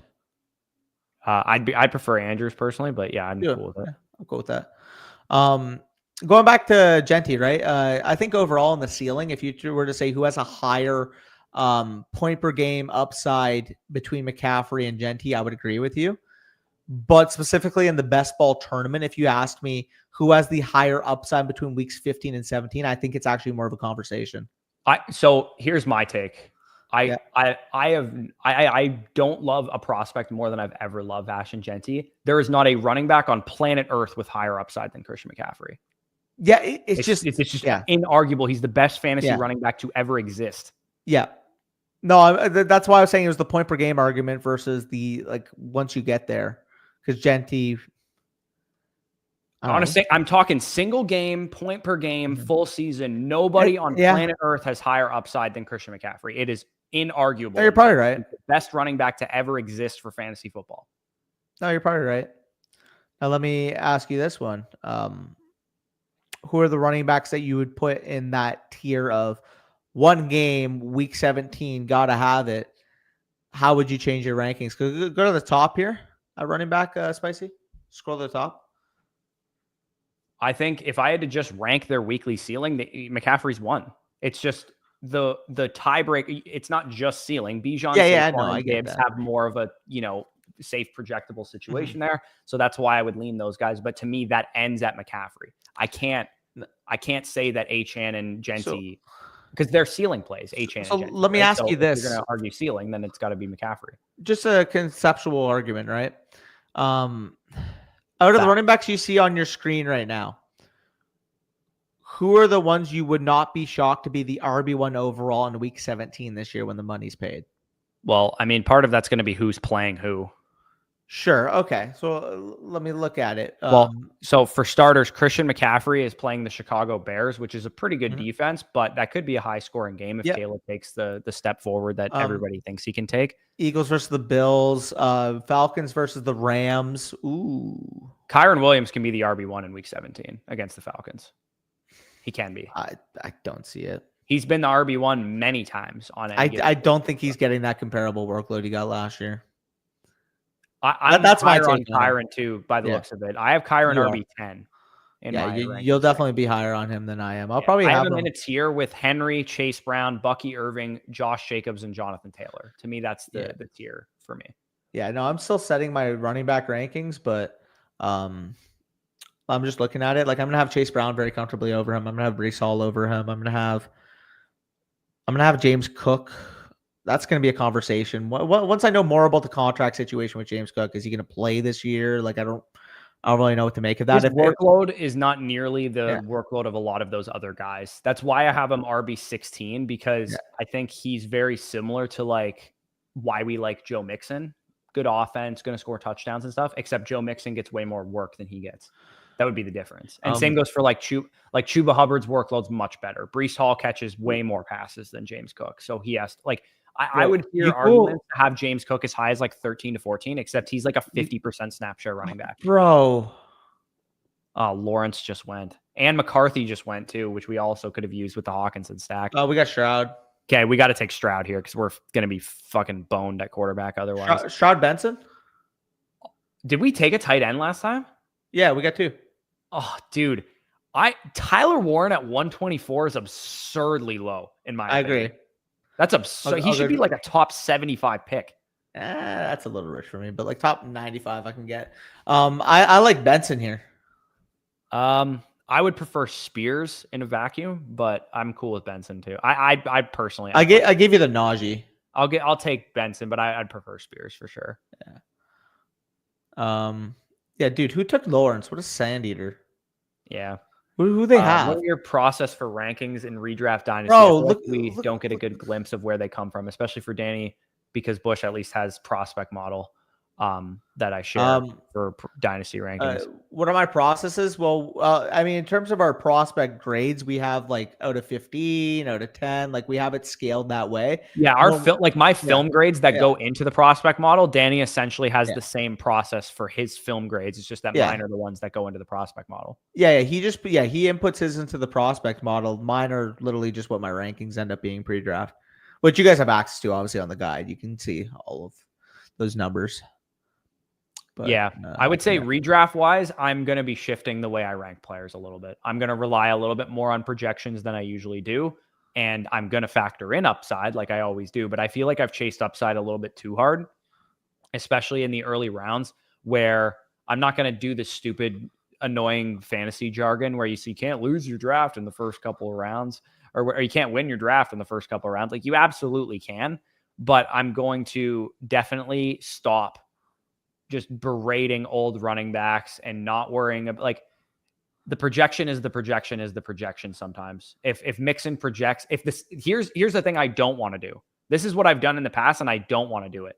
The second the calendar switches from redraft to in season, if Joe Mixon was my RB 19 in redraft and he's my RB 4 in my freaking week 1 rankings, then there's something wrong with my redraft rankings. Yeah. Especially the way that I trade. You get a guy that's good for the first 6-8 weeks of the season who I can trade for any running back imaginable in fantasy in a redraft league where you can sell Joe Mixon no problem after week 4 for Breece Hall if I think he's the better long-term upside for the rest of the year. Then I got to rank Joe Mixon higher. Yeah. Mason, he likes running backs that walk with canes in their off time. I'm fucking with you, by the way. No, here's the thing. That would be factual if Derrick Henry did not just rush for 1,950 yards last year. I'm not saying it's going to repeat. I'm saying if the old running back crushed last year because he's still elite, then I'm not fading. Okay, let me come at a point between the middle of you guys. Pause. It crushed last year because people were avoiding them like the dark plague. When people don't avoid them like the dark plague and the ADP rises as a result, I'm curious if it still looks like. Of course, but Henry, even as an early second round pick, if you get a similar season to what he did last year as an early second round pick, that's still a huge return on ADP. 1,900 rushing yards and 16 touchdowns. That's a crush. That's expecting him to go back to what he did, obviously. Of course. That's a crush at any ADP, though. Yeah. He could go 5th overall and he would still crush there. Yeah, I don't disagree. Okay. Do we want to take a QB? We could go. I don't like. We could go 2. Do we have a Dolphin? Do we have a Finn? No, we don't. But we do have Godwin, who plays them in week 17. Yeah, okay, we can do that. We could take a late round Dolphin to correlate that. Yeah, +2 is like a decent spike week guy in season to. Yeah, he's not usually that bad. Give me Noel probably makes sense here. Give me Thielen. You want to take Thielen? Yeah. All right. Dude, we had this conversation. Adam Thielen is a lot more comparable to Cooper Kupp than a lot of people want to admit. Adam Thielen is a lot more comparable to Jacoby Myers than a lot of people want to admit. Yeah. Jacobs over Henry. Yeah, I would actually, that's a good point. I'd rank Jacobs over Henry too. I'm not going to do it. You're not going to do it? No. I'm not going to do it. They're going to be back to back. They are in the same tier for me. Hard. I want to do it so bad, bro. They're in the same tier for me. RB7 versus RB11. Part of it is because the guys between them catch more passes. But Jacobs, to me, is a slightly worse player at this point. Slightly more receiving volume than Derrick Henry, but he's not going to be crazy in that. Anytime the Baltimore Ravens are in the 10-yard line, Derrick Henry is going to score. Yeah, you know, I can't. He is going to score. I can't do it. You're not wrong. I can't do it. You're not wrong. He's also going to get 350 carries this year. They just extended the dude. Yeah, no, they love him. They love him. If he is washed and he averages 3.7 yards per carry this year, he is still going to rush 18 touchdowns in. You said it, and I originally I'm like, yeah, I can get on board with that. I can't actually. I want to, bro. I want to. Yeah, this is I can't just accept the he is a unicorn. I'm not doing it anymore. How many times have you guys watched me look like an absolute buffoon league mate for fading Derrick Henry? I'm not doing it. It'll be the year that he falls off. I'm already preparing for that, but I'm not doing it. He just rushed for 1,900 yards. They just extended him. He was an all-pro caliber player last year. Until he looks certifiably dust, I'm not doing it. He's not doing it. And not to mention, too, let's say he is washed this year and he falls off the planet Earth. In best ball, you'll have to stomach that L, obviously, because you can't trade. But in a redraft league, you'll have all of September to trade easily. If you think he's dust and he looks dust early in the season, you'll have chances to get out of it. Yeah, people are just going to make excuses for him for sure. I'm really going to factor that into my rankings this year. Also, Mason, my apology. I just realized you're building out Panthers, it looks like. Or he just did that last second. Does he have Panthers before that? He's Bryce. Okay. I thought we sniped him. Okay, we good. Okay. We got to probably take a third QB, I would imagine. Yeah. I mean, we can't ride with. Can't do it here though. We probably need like hear me out. Seahawks play the Panthers week 17. We want to take Milrow. Well, I was saying it because we have what's his face? Darnold. Yeah, I thought you were suggesting we take Milrow for a second. Oh. Take a receiver first, and then we have the back-to-back. Or we could go Giddens. I think we should take a running back. Yeah. Go with Giddens. Jaguars, week 17. Yeah, let's go Giddens. Okay. We could take Jalen Wright also here. Because we do have Tua, and we don't really have anything correlated with the Dolphins right now. Could go both. That's what I'm saying. We take Giddens and Wright here. Okay, go both then. We'll figure out QB3. We'll have options. The other thing too is that we do now that we have some Colts and Jaguar stuff, we could take a swing on Danny Dimes returning eight. I seriously think he's going to win the job, and I seriously think he's going to be a huge return on investment for I'm a lot not of people. In on Danny Dimes. Danny Dimes with weapons, with coaching, and with protection. No, I'm not in on this narrative. He's going to beat out Anthony Richardson. Anthony Richardson has a back tattoo that idolizes gambling. The guy is a sandy. Yo, you sound like one of those old folks at the coffee section or at the coffee bar. That look at everybody that walks in. Shit right now, bro. Guys, you won't believe it. Corey has never seen somebody with an arm sleeve before. No, dude. All I'm saying is that Anthony Richardson is a certified goober and has been for years. If Corey saw Mason Crosby walking into the bar, he would walk out. Dude, all I'm saying is, can anybody give me a reasonable case? No way!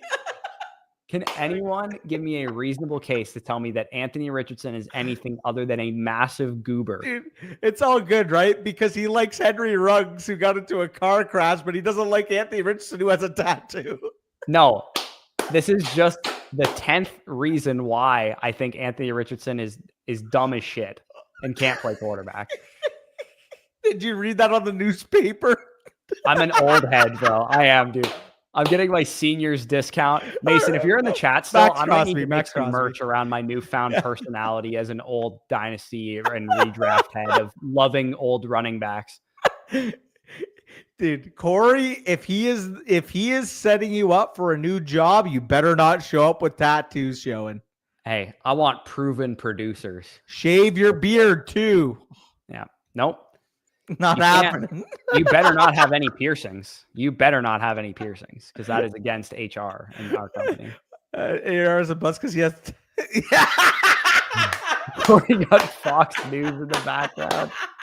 The thing is, you love Derrick Henry. He's probably got tattoos. Hey, here's the thing that you guys are forgetting is that I do love me some Jalen Milrow and I like fun things. I just don't like Anthony Richardson. He doesn't like back tattoos. That's where he draws the line. But how big of a goober do you need to be to put that on your body? How big of a goober do you need to be? Clock. Okay. Quarterback. Yeah.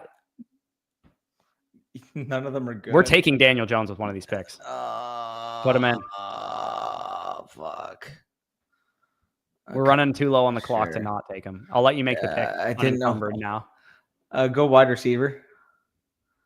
Dontavian Wicks. Oh, Adonai Mitchell. We just took Daniel Jones. Or Jalen Tolbert. Okay. You can go. You can go, Mitchell. You can go, Mitchell. Yeah, sorry, I just totally took over both the picks, but yeah. Oh, good. We have another draft. Yeah. Do we want to do another one? Absolutely. Spicy, do you have time to do another one or no? Do you? Yeah. There we go. 20-second picks actually clutch. AKA Latinas and tacos. Yes, Arthur. Those are the best things to like in life. Amen. Surprised he doesn't make Danny wear No, Mason, I'm dead serious. I want to. So here's the thing. I don't know. You guys obviously can give us some actual feedback here. I think merch, as far as like our logo on a t-shirt, is kind of redundant and stupid, and nobody would buy that because I don't think unless you guys would buy it. I don't think we matter to the point that you guys care about our logo or something. What I want to make merch around is like personality traits and like memes and shit like that. And I think me like wearing old head loves running backs t-shirt kind of design would make way more sense. Hey, you love your running backs for real. The sayings. Dude, imagine a sweater that just said wouldn't bat an eye. It's just like a winking eye. Y'all need to respond to me about your Flock League team names and jersey. Oh, right. You're Mason. I don't even know what my team name is until I get my team name is going to be centered around something like this. So, yeah. Well, I was gonna say, I was gonna make my team name about somebody I drafted, but if we're going in, like, let's enter the draft. By the way, Spicy. Okay. Yeah, that's a good point though. If we're collecting them now, though, I'm gonna have to think of something unique and witty. Yeah, it's hard because you want it to kind of be based on your team, like who you draft. Should I call it? Should I call my team name BDG's favorite? Yeah, I might call my team name the running back alive zone. BDG comment section favorite. It's gonna be my name. Yeah, this is a really good idea, Mason. Due diligence is a good one too. Running back Unk, dude, that's pretty fire. Let me know. Keep going in the chat. Team name ideas. I'm gonna give you guys like obviously this is for content. So do I want to do well in the league? Of course, but am I gonna shield my strategy from Danny and Mason and the rest of the people? We all make content. There's no shielding of strategies possible. Yeah. I am definitely going to be a projection bro or something. Like maybe the like something to do with that. Like I'm gonna be a projection bro. A volume is king. Maybe you're gonna be a running back Unk. Running back Unk is pretty elite. No, volume is king might be my team name legitimately. A running back Unk is fitting considering how much you love Javonte Williams. Yeah, well, like here's my rationale here, Mason, is that if my team name is volume is king, that's just a general fantasy football related thing that we could sell. You know what I mean? The only problem is that like somebody's probably trademarked that statement at the fantasy headliners or something. Did you get that, by the way? What's up? I said fitting that your name's running back Unk because of how much you love Javonte Williams. Yes. Yeah. Do you get it? Facts. He is UNC Tar Heel. Yes. Okay. I thought that went over your head, or no. It was probably just a shitty joke. It was a bad joke. Yeah. That's a good point. Sand Eater. Sand Eater's got to be your team name, right? Yeah. Your favorite Sand Eater. Yeah. You should be a doozy. I might pull one from Shane Gillis. You know how in Shane Gillis's first comedy special he made, or actually no, it was on Beautiful Dogs. He made the joke that if you like watching World War II documentaries in your mid-20s, that you're early onset Republican. Me starting to come around to the idea of drafting running backs early is kind of early onset Republican behavior. Yeah. You love it. For sure. Don't make it for the purpose of merch. Main thing is for content. Merch should just be something fun if it works. Yeah, no, of course. I'm just saying early onset Republican is a pretty elite team name. I'm not going to lie. The problem is I can't sell shirts like that because that's Shane Gillis's joke. Yeah, that's a good point. You're just It's going to have to be something that I come up with probably. You can name your team Bushy Boy. Fox News logo with RV. How do you change the names of your teams on Underdog? So if you see that little eye that's beside the autopilot there, when the draft is over, there'll be a little eye like that as well, and you can change the team name in your completed drafts. Oh, I thought he meant like his like account name. No, I think he means like the name. Yeah, no, I think you're right. Just the fucking. I don't know who Kanon is, but RB Unk with FX logo is great. This is like a super fucking But like. the problem with being RB Unk though is that what happens if the draft board doesn't fall to me like that? You gotta take your next running backs. You want to go Beach here? You're gonna get Lamb bags already in your own account. I want Beach. Yeah, you got the last two. I go CD. You got the last two. Give him CD. Yeah. Danny's gonna take CD Lamb in the draft, and he's gonna go. He's gonna go to the confession cam and give the 2-minute diatribe on why CD Lamb's gonna bounce back this year. He's gonna go, I had to take the opportunity to take CD Lamb, a number 2 overall player. You see the jersey hanging in the back. Yeah, he's 100% going to do the thing he did with Breece Hall last year, which is gives the 3-minute case of why he would draft Breece Hall. The funny thing is I literally fucked up when I was saying the case, and I said something that like, I said like he only got X amount of inside the 10 carries, and I meant to say goal line carries or something. And I quoted it wrong, and the comments were like, I don't actually think that's true. And I'm like, yeah, no, I fucked up. Yeah. So again, I have to commit, but at the same time, like I can't just like make my entire brand around something I don't believe. And yes, I'm going to be more RB pilled this year than I normally am, but relative to an actual RB Unk, like realistically, I'm probably not there. Nah, you wearing a number that is just RB Unk with the number 69, like that's going to be your jersey. Yeah, like RB's like hurt my feelings last year is essentially the reasoning behind this newfound renaissance. I'm a projection king or whatever. Yes, sir. My rankings will reflect that. Like, to be completely honest with you guys, from like a overall standpoint, my top 30 rankings in terms of redraft leagues will be like 15 running backs, which would never have happened before. Yeah. But like, I feel like true RB Unks would have like 18, 19 running backs in their top 30. Yeah, but like you're like a modern Unk. I'm Team of Destiny and going to have some American flags, Eagles. See, if I wanted to feel like, oh yeah, like I'll just do like the all Canadian thing, but no one cares about that in fantasy football. So there's no reason to do that. Unless you got yourself like a Rey Mysterio mask with the Canada colors on it, and you wore it for every Rey Mysterio for every clip. Rey Mysterio is my favorite wrestler of all time. Yeah, so. he's a G. Yeah. I was deep into the luchador costumes as a kid. I've been like marrying a Mexican woman has been in my DNA since I was a child without knowing it. There you go. Also, Devon Achane was a great pick. So was Lad. Wow. 51st State is pretty funny. I'm not gonna lie. That would be a pretty funny. No, if you name your team name 51st State. Yeah, I mean, I might be disowned from Canadian culture if I do that. Jacobs Bucky would have been nice. Jacobs or Higgins or McBride? I'd be cool going Higgins here, I think. Let's go Hig. Let's go running back a live zone. Team name El Gringo. That's pretty good. I mean, here, let me ask you this. If Chase Brown, McBride, or Harrison fell back to us, you want to do that correlation, except we would be the team with Lamb instead of Chase?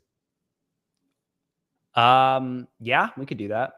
And then we could maybe get unique on the Cardinals side of things later with like I dig that. I would never draft Michael Wilson in my life, but like somebody like that. Trey Benson, baby.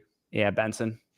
Benson's just such a nice little best ball. I could so I'm trying to learn Spanish right now, and if I got fluent by the time the Flock League came along, I could just speak a lot of Spanish on the vlogs. And be a certified, like, why is this white dude speaking Spanish? Gringo, what was it? Fucking 90 Day Fiance, that Gino guy. My Gringo Benito. I know fucking Notorious knows what I'm talking about. No, I think I just want to lean into like actually drafting running backs for the first time in my life.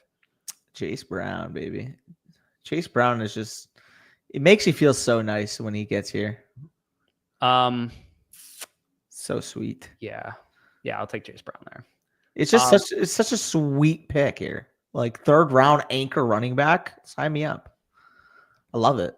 Wasn't the old strategy to spend a bunch of fab on waiver running backs? I mean, to be fair, even if I go running back heavy in more leagues this year, and I'm actually okay, for example, playing a running back through the flex. Oh my God, people are going to lose their mind for me saying that. I'd still be fine spending waiver money on running backs because they still go for a lot in leagues. Dude, And like we know the bros, the guys who are running back heavy bros are gonna be so back this year. They're so back. I studied French for like 6 years and I'm not fluent in it. So yeah, keep giving me name ideas, by the way, down below. And to up the ante, whoever gives me the actual name I use, if it's really good, same for me. We'll get a free site subscription for the year. Same for me, by the way. Same for me. So we're giving out 2. I'm not actually, again, think of how wide receiver pilled we normally are, Mason. That's the joke. We can't have you lose. If I lose the league again, I probably should stop. Bandy for the flock league. So we'll definitely make that point a couple times. We'll probably give it literally until if you guys want to DM us or something, like the name you think of, that works. But we'll probably pick them come the time we go to Texas, and whoever wins will award the site subscription, probably even on the vlog. That'd be pretty cool. I mean, I'll do it before then. If it's just if there's a clear winner right now, like somebody's like, this is the team name, and I'm like, hell yeah, like I'll do it today. That's a good point. Team name Slim Pickens. The issue, I mean, maybe he's going to draft his wide receiver 13 and redraft George Pickens in the second round. So. But yeah, no, that would get fucking buzz going for it. I think that. Yeah, I mean, Mason's got like 600 million concurrents in his streams, so he'll get some great opportunities. Yes, sir. Let's go. After doing an FSE build 2 years ago, fuck them running backs. Let's go. Casa de RB. Yeah, that's if you can incorporate. Okay, we're on the clock. Zay would be my pick, probably. I like DK if we go receiver. We can go DK. Doesn't matter to me. I'm cool with either one. Yeah. Okay, we'll go DK. Oh, fucking Kittle would have been nice too. Hunter wasn't available, was he? Yeah, Buffoon league mate could definitely be mine just because I literally came in last. Yeah. So. Oh yeah, you have to do that. Buffoon league mate is definitely a good. That would be potentially mine for sure. Yeah, I dig that. Casa de nursing home. Maybe Burrow and Kittle in the queue. I might just make every mistake that I've been telling you guys to avoid in the draft and see how it works during the flock league. Yeah, facts. Okay, so actually, I would pick Mixon over both of these guys, to be honest. Really? Yeah, RB Unk, man. I wouldn't. But I'm actually like dead serious. I would. Okay, he just went. Okay, let me ask you then, Kittle, or do you want to try to make Burrow last? Here. We push Burrow all day. We push Burrow. Okay, go Kittle. We push Burrow. Go Kittle, because the guy at 1 is the one that has Chase. So Danny loud noises. Yeah, that's a good one. Dude, I got a great team name for Danny. Travis Hunter's other girlfriend. Oh fuck. Danny's Travis Hunter needs a side piece, man, with what his girlfriend's doing. Travis Hunter's side piece is if I don't draft Travis Hunter in the flock league, it's a travesty. Yeah, of course. It's a travesty. Danny's gonna talk about where he graded him at each position in the flock league vlog when he drafted him. It's like, I had a 14.5 route running grade on him, only points lost to this. Bro, if the comment section lost it because I took Neighbors in the 3rd round last year, rookie receiver and with a bad quarterback, how are they going to react if I take the rookie receiver that we don't know if he's going to play primary receiver? Yeah, Travis's side piece is pretty elite. I'm not going to lie. Travis watches content of creators in our league. Like, if you were Travis's side piece, that would be hilarious if he ever saw that. Yo, if he watched the flock league and he saw that. He did. I'm going to be drowning in booze. Amen, bro. Someone will take Hunter week 68. Bro, I'll be talking about, he's on my league winner video. And yeah. Danny's gonna have 37 points hung on him week 4 on Monday Night Football by Travis Hunter. And Danny's just going to be referring to how high he had him graded pre-draft. Sucked it had to be you. Had you as a generational wide receiver. It sucks, man. It sucks. Oh, this is a good angle to take, by the way. Both ways for Hunter or something. That's a great angle. Oh, I like that. Yeah, I see it. Keep sending them, by the way. You guys come up with them in the 2 in the morning. a team name for us, just send them my way. I think you're gonna enjoy this. Judy, right? Yeah, Judy, and then maybe Judder. Yeah, Judkins and Judy would be nice if we can pair those guys. Judy Also, Judd. The fact that Nathan's got Judd Judy? Judge Judy? Judd Judy? Judd Judy. Yeah, there you go. Sorry, go ahead. I was going to say the fact that Nathan has me following the money with Jerry Judy. Like if you guys remember during the Flock League draft last year, Nathan got up when he picked Jerry Judy and said, follow the money. And that was like the most irritating thing I heard Nathan say the entire Flock League blog. That's just like the worst. That's just the worst reason to draft somebody, in my opinion. But it worked out because Judy was like sick. And then he never starts Judy the whole year or whatever ended up happening towards the end. Yeah, facts. Also, so Judge, glad I got to stop by. That should be my name in the Flock League. Take it easy. Yo, fuck. Take it easy, brother. Yeah, Golden. I feel like we should maybe take a running back. I'm not taking Pollard. Yeah, let's go Golden. Let's go Golden. Yeah, Ayuk scares me. I can't lie. He does. Yeah, I think with this team build, with the receiver depth that we have, he wouldn't have been bad though. Yeah. Tone setter's the tradition. Tone setter's the standard. I kind of want one like specifically for. But then again, I think you have to do tone setter just because that could result in like good merch being made. Period. That's a good point. Yeah, like that's just good merch that people will like. You know what I mean? Like like as Mason said, we don't really want to do it for that reason. But you talk about being a tone setter all the time. You look like a tone setter. Like it makes sense that would be your team. And if I have tone setter on a jersey too, that'd be pretty high. You also could name your team like what's the thing that people keep calling you in the comment section of both the Flock League and the BDG chat? People would call you the what type of human being, like the most unbearable human being or whatever. Like you could just make your team name like unbearable human being and then like have like a bear logo or something. Yeah, fuck. Fuck. Set the tone. It's just like a hammer. Yeah, fuck. Yeah. Unbearable human with bear stuff would be funny because you're also really bear pilled this year. Let me ask you, how would you rank the comment sections of negativity? By the way, me BDG, no, in general. So me BDG, Nathan Flock for sure because Nathan was getting dragged just as hard as you in the Flock League. That's what I was gonna ask. Me BDG, Nathan Flock League, me Flock League. How would you rank those three? You BDG first. I agree. Yeah. The other thing I was going to say too is I could center my brand a little bit on just grasping for any breath of relevance whatsoever in the Flock League because I was the most forgettable human being in that league by far. Because nothing happened to my team. Every week was the same.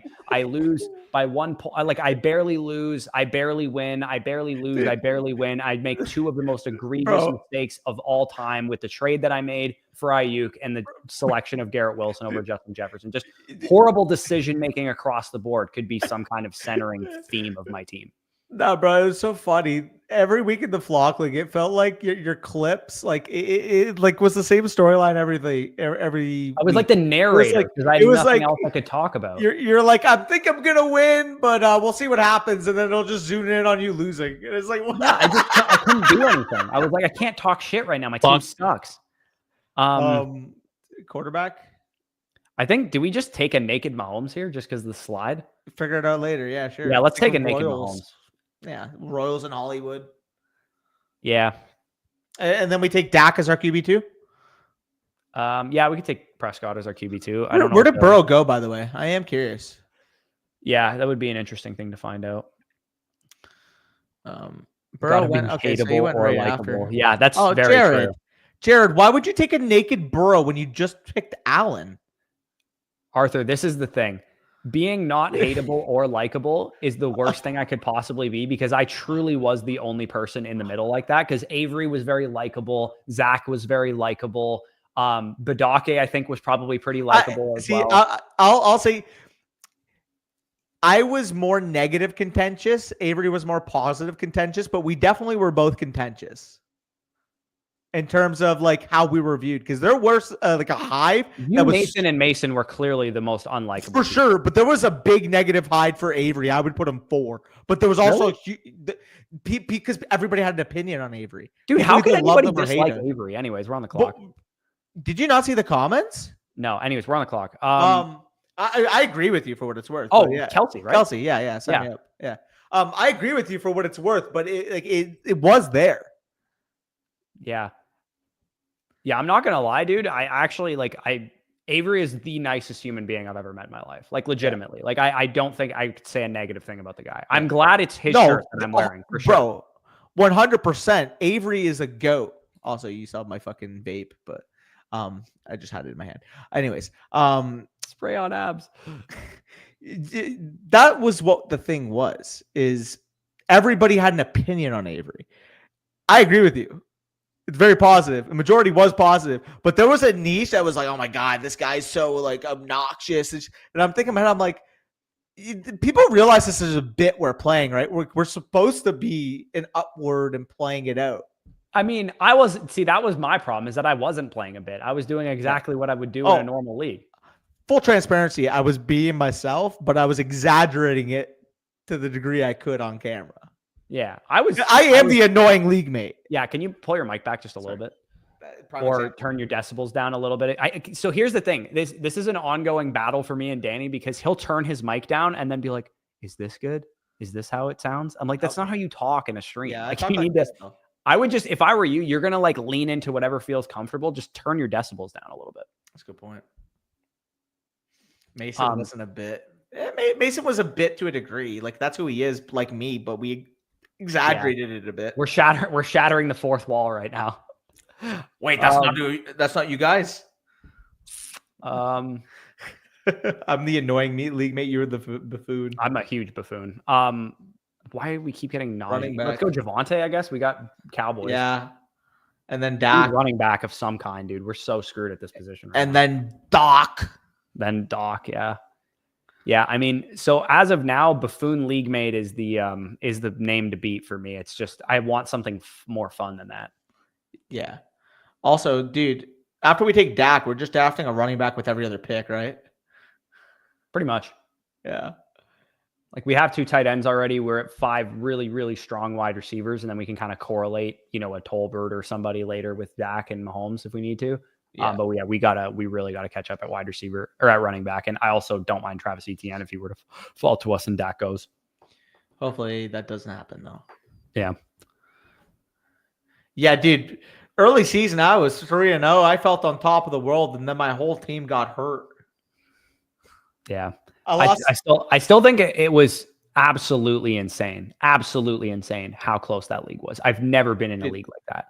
The winner of the league, the guy who finished first in the playoffs, went 7-7. The guy who finished in 12th, who literally finished in last, is wearing the t-shirt, finished 6-8. Yeah. And like every single person in the league had one of those, if I just did this, I would have been in the playoffs. We need one more quarterback, by the way, or we can take a 0 1 week. Why do they have the same vibe? I just realized that. Okay, we'll take a round 18 quarterback or something then. That's fine. Yeah.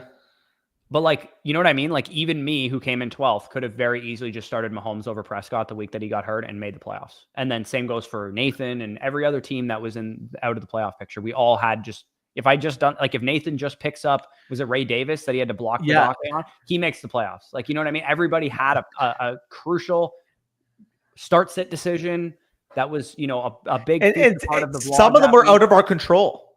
Yeah. Like some of them were Josh and him going down. Like that was totally out of my control. Yeah, and for the other one too. I mean, one of them being Josh Allen dropping 60 on me, and Mania Oruwariye doing whatever the fuck he wants to do at the end of the game. Yeah, okay. I'm starting to come to fruition with what my angle is going to be this year, and my angle is just going to be that I'm a sand eater, like a complete moron. Yeah. Like I'm a buffoon. I came in last. I have no right to talk anything cocky about anything, which is going to be difficult because that is kind of naturally my personality to just be overly confident about stuff. But full transparency also, it's funny because, I'll also address Young Money's thing in a second because it's actually hilarious when that happened.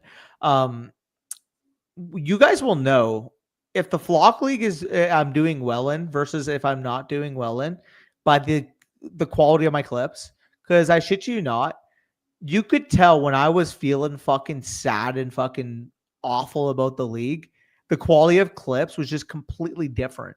Like it was like a monotone. I can't believe this happened. Like I The fact that you won. didn't think you were mad to me is hilariously Oh, I was more terrible self-evaluation I on was your more part. I was more sad than mad. I was sad that I was losing games. You were aggressively mad 90% of the time and sad 10% of the time. I was sad more than I was mad 100%, by the way. That's false, chat. Tell them what's good. Nah, I'm not lying. Yeah, There's it's not like 2 horrendous. clips I can think of off the top of my head where you were actually sad, and 95% of them you were I just was pissed. I had to play it up, but I was legit sad. Let me take yeah, that was the other thing too, by the way. Apparently I made the move that ruined the league because at 3-0 I traded Rico Dowdle for Jonathan Brooks, who played 1 game all year. Okay. Clock. Do you want to go Garendo? We have Kittle. Yes. Get an upside thing. I also like Rashad for what it's worth here. Yeah, we need all the running backs we can get. So I actually would prefer Rashad White. I think he's got more standalone role and same upside handcuff wise. I like Garendo better. We have the correlation. Let's go Garendo, I guess. Maybe Rashad will fall back to us. Dude, Rashad White was a top 24 running back in PPR points per game last year with Bucky doing what he did. Like I think that there's a good chance that Rashad is just a really good value from a standalone perspective, let alone from what he can present as a handcuff. Like he would be a top 12 running back in fantasy if he gets the full workload again. And we know he can handle it too. Can I counter with one thing? Go ahead. All right. If a 29-year-old McCaffrey misses any time, Isaac Garendo is a top 8 running back that week. I mean, yes. But he also doesn't have anything standalone, really. It's fair. I think you would probably get, let's say Irving plays 17 games. He's an RB1 in fantasy next year. Rashad White will give you probably 5 or 6 usable weeks if that happened. Okay. Versus if Bucky misses 4 games or whatever, he'll probably be a top 12 running back all 4 of those games. Want to hear your thoughts on this show? Yeah. You cool with Austin Eckler here? We kind of need like a workload running back, and then we can focus on upside handcuffs after this. Yeah, I'd be fine with Eckler here. Cool with Eckler? And that's week 17. Cowboys Commanders. Yeah. Also, yes, Eric. So tomorrow, or did we say Saturday now? It's going to be, sorry, I actually was going to tell you, I'm actually good for tomorrow. Okay. So tomorrow we'll actually be doing a live stream. We'll be doing all of our team reviews on that live stream and answering all of the site messages that we have. It'll be dynasty focused as well, which is the focus of his question in here. Yep. So we'll have you covered there. Eric, if you want an answer now, we can give you an answer now, but we will be live tomorrow at noon as well. Live tomorrow. And the timestamp for where we talk about it in the live stream will be sent directly to you when we address your question. Yeah. The other thing I could do is I could just like absolutely crush Busch beers or something and just drink Busch the entire time. Just be like, I wonder if they have them in Texas when we go down there. Are you they do? Bring them? Yeah. Well, it's an American company. Yeah, I'll just name my team Anheuser-Busch or something. It's the name of the company. That's a good thing. I used to fun fact, my brother only drinks Busch beer pretty much because that's what he did in high school. And then he just kept doing it. And same with me. I always drank Busch beer in high school, and I just continue drinking it. It's disgusting though, so I don't drink it anymore. Well, that's what I mean. The most blue collar friends that I have all still drink beer as like one of their main go-tos. Oh yeah. Like they'll get off the like my one buddy is working like plumbing / electrician, full beard, get off from work, just chug a Busch, down it, wipe the beer, same wipe. Everybody, you know what I'm talking about? Like the same wipe after a long day of work, where like I get a little beer. Yeah. Oh yeah. Yeah. No. Go to the local Krabby Joe's for a beer or whatever. Yeah, for sure. Whatever your team name is, throw an A. Yeah. That's a good point. Busch Apple. Busch Just Latte. Buffoon League Mate, but with May EH. Buffoon League May. Nah. 51st State is pretty funny though. If that 51st State. All right, let's look at the board of who's available. We need a running back, right? Algier. I'd be cool with Algier. I'd rather Roshan straight though, to be honest. Really? Yeah, dude. Okay. You're the Bears guy. How are you not? Algier just went anyways. Fair. I don't think it's out of the range of possibility they add a running back before the season. I don't disagree with you, but let's say they didn't in a vacuum right now. you either need to be extremely high on Swift the way you are high on the Bears. I'll capitulate on Roshan. On Roshan. I'll capitulate on Roshan. Yeah, because even then, I still kind of like Swift at his value.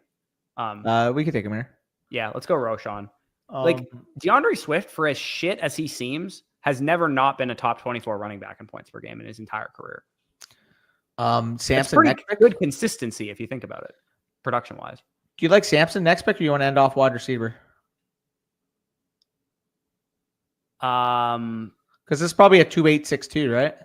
Yeah, I don't mind Samson. I guess we have or Dowdle. We probably need to take a wide receiver at some point. Oh, I'd be cool going away from running back for a couple of picks here. If we have Judy, it'd be hard for me to pass on Samson.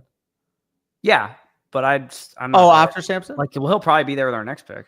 No, he won't. Look where he is. Maybe not. He didn't even make it to our pick. He just went. Yeah, okay. I think QJ is actually a pretty decent value here. I'm cool with QJ. Yeah. He'll make it to our next pick was a wild statement. He didn't even make it to the one. Yeah, we also need a third quarterback too. Oh yeah, yeah. And yes, we are absolutely doing the Flock League. And appreciate you, Eric. Eric, we are not only are we doing the Flock League again, it is bigger and better than ever. The stuff that like I wish I could tell you guys that I know from Mason is insane. You go with Dowdle here? I'd rather have Hopkins, to be honest. Sure. That's our last receiver? Yeah. Yeah, we could do that then. That's fine. Oh, no. Whoa, my God. That's why you star first. On the bright side, though, what's his ADP? What's his ADP, Spicy? Scroll down. Okay, so we got him after ADP, and he correlates to our stack with the Cowboys Commanders. Could have been worse. Could have been worse. We end off our tight end build. This is probably going to be a 3 quarterback, 3 tight end. 6. Yeah. Then we'd have 12 other picks. So yeah, this is fuck. If this is a fact that everyone believes, you should probably be hammering Dobbins and ETN as the only 2 probable running backs to get moved to the Bears in that situation. Shit. I think Roshan can play, man. I don't know. I'll take swings on him. Bro, fuck, that's tough. Structurally, what do we do now? Because we were going to go with a 2 or a 3-7-6-2, right? We either get skinny at running back, wide receiver, or we take a 0 at quarterback. Those are our options. What do you think? Would you rather get skinny at one of those positions, or would you rather? I would rather get skinny at running back than take a 0 at quarterback, I think. Okay. Then we'll do that. Well, the only problem is what quarterback can we take? Like, here's the thing. What week is the bye? 10? Mm-hmm. Okay, so realistically, our options are like risk that Daniel Jones is starting in week 10 or Jackson Dart is starting in week 10. If this is the board, I would vote 0. If this is the board, I'd vote on the 0. Yeah, I think we take the 0. It'd be different if yeah. I mean, I guess we could take Flacco. On the bright side, too. We could take Flacco if we wanted to. Because on the bright side, too. And we do have that. Think of it like this. Whatever replacement quarterback we would have had would give us maybe between 15 to 20 points on a week, right? Yeah. Is that 15 to 20 points worth a unique combo of having Dak and Mahomes that most people won't have? Yeah, I think it is. Good point. Not to mention, we probably make up those 15 points that we miss by not having a complete garbage running back core. Like, if we can hit on a running back here. I would vote Marshawn Lloyd all day here. I think that's the best pick on the board. I also don't mind Justice Hill either, or Corum. I mean, you know where I would go. Definitely not Corum there. Royals. Yeah, he's got to be our next pick. I don't. Okay. We'll go Lloyd first, then we'll go Royals. Yeah, my thing on Lloyd is like, what is different about him now than when he was like 110th overall last year? What the heck is different about his case now? He just didn't play last year. Hurt, and he got a few touches. Jacobs and him are still the only 2 guys in this backfield. Did he not play at all, or didn't he get a few touches? Barely played, man. And not to mention, too, like Lloyd was the type of back that kind of needed some time to develop anyways. So him not really playing much his rookie season is not the worst thing in the world. He's 24, eh? I didn't even. No, I know. I just didn't even clock in that he's a 2001. He's the same age as Brees. I just took that in. Yeah. The fact he's that older than Brees, eh? Brees is literally younger than fucking RJ Harvey and Marshawn Lloyd. Yeah, no, Brees being younger than RJ Harvey is hilarious to me. that so was funny though. Do we want to take Royals? Royals? Get a correlator to Mahomes. Yeah, let's grab Royals here. We have Kelsey for that, but yeah. This is the anti Rashid Rice team, because if Rashid Rice is slow coming back, you're assuming Jalen Royals plays in the slot role. Yeah, and Hugh says there's a legit chance we would take a 0 anyways, given the quarterbacks available. Yeah, that's a good point.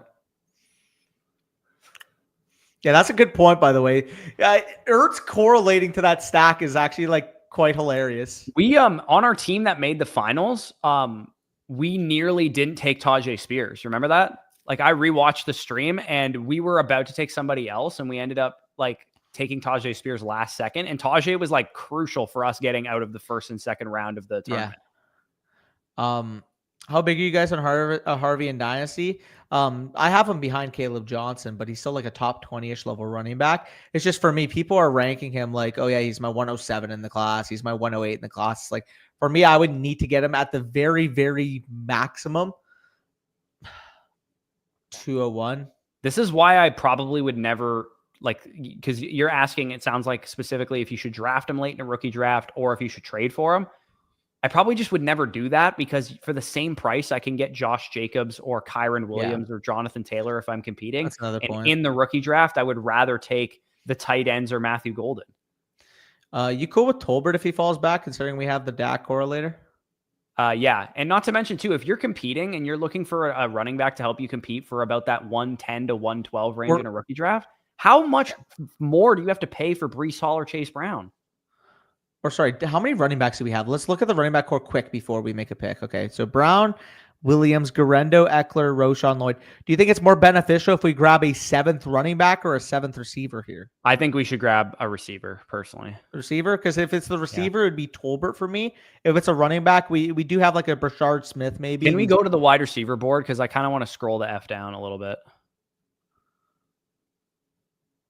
I mean, I'd be cool. Can't do any of these guys over him. Yeah, I mean, I'm not going to say I can't do any of them over him. I think there's plenty of guys you could talk me into, but like Elijah Moore is on the Bills. Yeah. Like, I'd rather take Elijah Moore. I'm cool with that. I can sign off. Why does he still not have his team name there? Amari Cooper could sign too. You want to go Amari? That's going to be let's go Amari Cooper, because he could sign. He could sign with the Cowboys. I mean, he might not sign with the Cowboys necessarily. He could sign with the Broncos, though, potentially. Yeah, something like that. Well, the way I was thinking about it is like, if Amari got signed to the Cowboys, Tolbert would be dead. But if Amari signed to anybody, Cooper's going to be live anyways. Right. So before Amari signs, because there is a good possibility he could end up back in Dallas as the 3 there. Mm-hmm. Taking him now before he signed is better, and then taking Tolbert after we know confirmation he's going to be the 3 on the depth chart is probably the way to approach it. Yeah, that would make some sense. But anyways, we ripped 3 Best Ball Mania drafts in 2 hours. That's pretty good. Knowing that with the 20-second clocks, you can rip 3 in 2 hours. It's not bad. Yeah, I was going to say the third one didn't show up on the feed yet, right? Yeah, it's not finished yet. Yeah. That's why. Oh, right. Duh. I'm an idiot. But yeah, that's 3 in 2 hours is not bad. We might have to keep doing that on streams just because it's nice. You can get through them a little faster. Plus, we only have a limited amount of time, like Spicy Hot. We don't want to keep him here for freaking 3 hours every time we want to do 3 drafts kind of thing. So, obviously, really appreciate you, Spicy, for ripping these. Appreciate and we will continue to do those throughout the off season. This is just the first batch. Now, if you guys missed what I said at the beginning of this stream, we drafted our very first bullet in Best Ball Mania, made the final, legitimately. The first bullet we drafted on stream was the team that made the finals, right after the schedule release, like we're doing right now. So this is a good time to draft. If you guys are thinking about drafting teams on Best Ball Mania 6 right now, $2 million to first, $1 million to second, $25 to enter. You only have a $100 budget to draft best ball teams. That's totally fine. You can get 4 bullets into the tournament, have a nice little sweat going if you guys get some teams into the playoffs. 100K regular season winner. Tons of other contests are live too. You can see the big dog if you got a bigger budget, the eliminator, the schnauzer if you're playing with a real low budget, you can play some of those. The sprint is really interesting too. All the tournament details are there, and you can see again $15 million in total prizes. Promo code FSE to sign up. If you guys are new to Underdog Fantasy, you can get up to $1,000 in bonus funds on the site to play with. And you also get this free square that you can use tonight if you want to build out a pick'em entry over on the NBA. Do the Nuggets take it to 7? Yeah, and I might, I probably won't build out an NBA pick'em, but for those of you guys that don't know, on the TikTok, I've been doing some NBA pick'ems here and there. If you guys are NBA fans, definitely check that out. And we will, of course, be doing pick'ems throughout the NFL season. You can always save your free pick for then. But yeah, that was Best Ball Mania streams. And of course, we will be live tomorrow again for Dynasty stuff, including, but not limited to team reviews. I don't know. Do we want to do, we have enough reviews that we probably don't need to do a Dynasty startup draft? Do we want to just do a straight Dynasty decision stream? Yeah, we could do that. Because like before we did it because we didn't have that many reviews and we wanted to get through those. Let us know if you guys want to get a team broken down, Dynasty related. You can obviously submit your team for review. Annual Motherflockers using promo code FSE will get a free team review voucher that you guys can use over on the site. And yeah, definitely check that out. If you guys want us to do a startup draft, maybe we'll do one, but it'll end up being like a 2-3 hour stream if we end up doing that. But yeah, we might just do a straight up Dynasty decision stream. For sure. All righty. So appreciate you guys for joining us. Check out, if you are disgusting human beings like me and you want to check out the 2026 running backs to target and avoid Devi style that I did yesterday, and you haven't already seen that, and you want to get a good vibe for what the running back class looks like next year, definitely check that video out. Wide receivers will probably be coming early next week. I got to collect the data still, but that'll be coming very soon. But yeah, appreciate you guys for joining us. Peace out. Like the stream, subscribe, and we'll talk to you soon.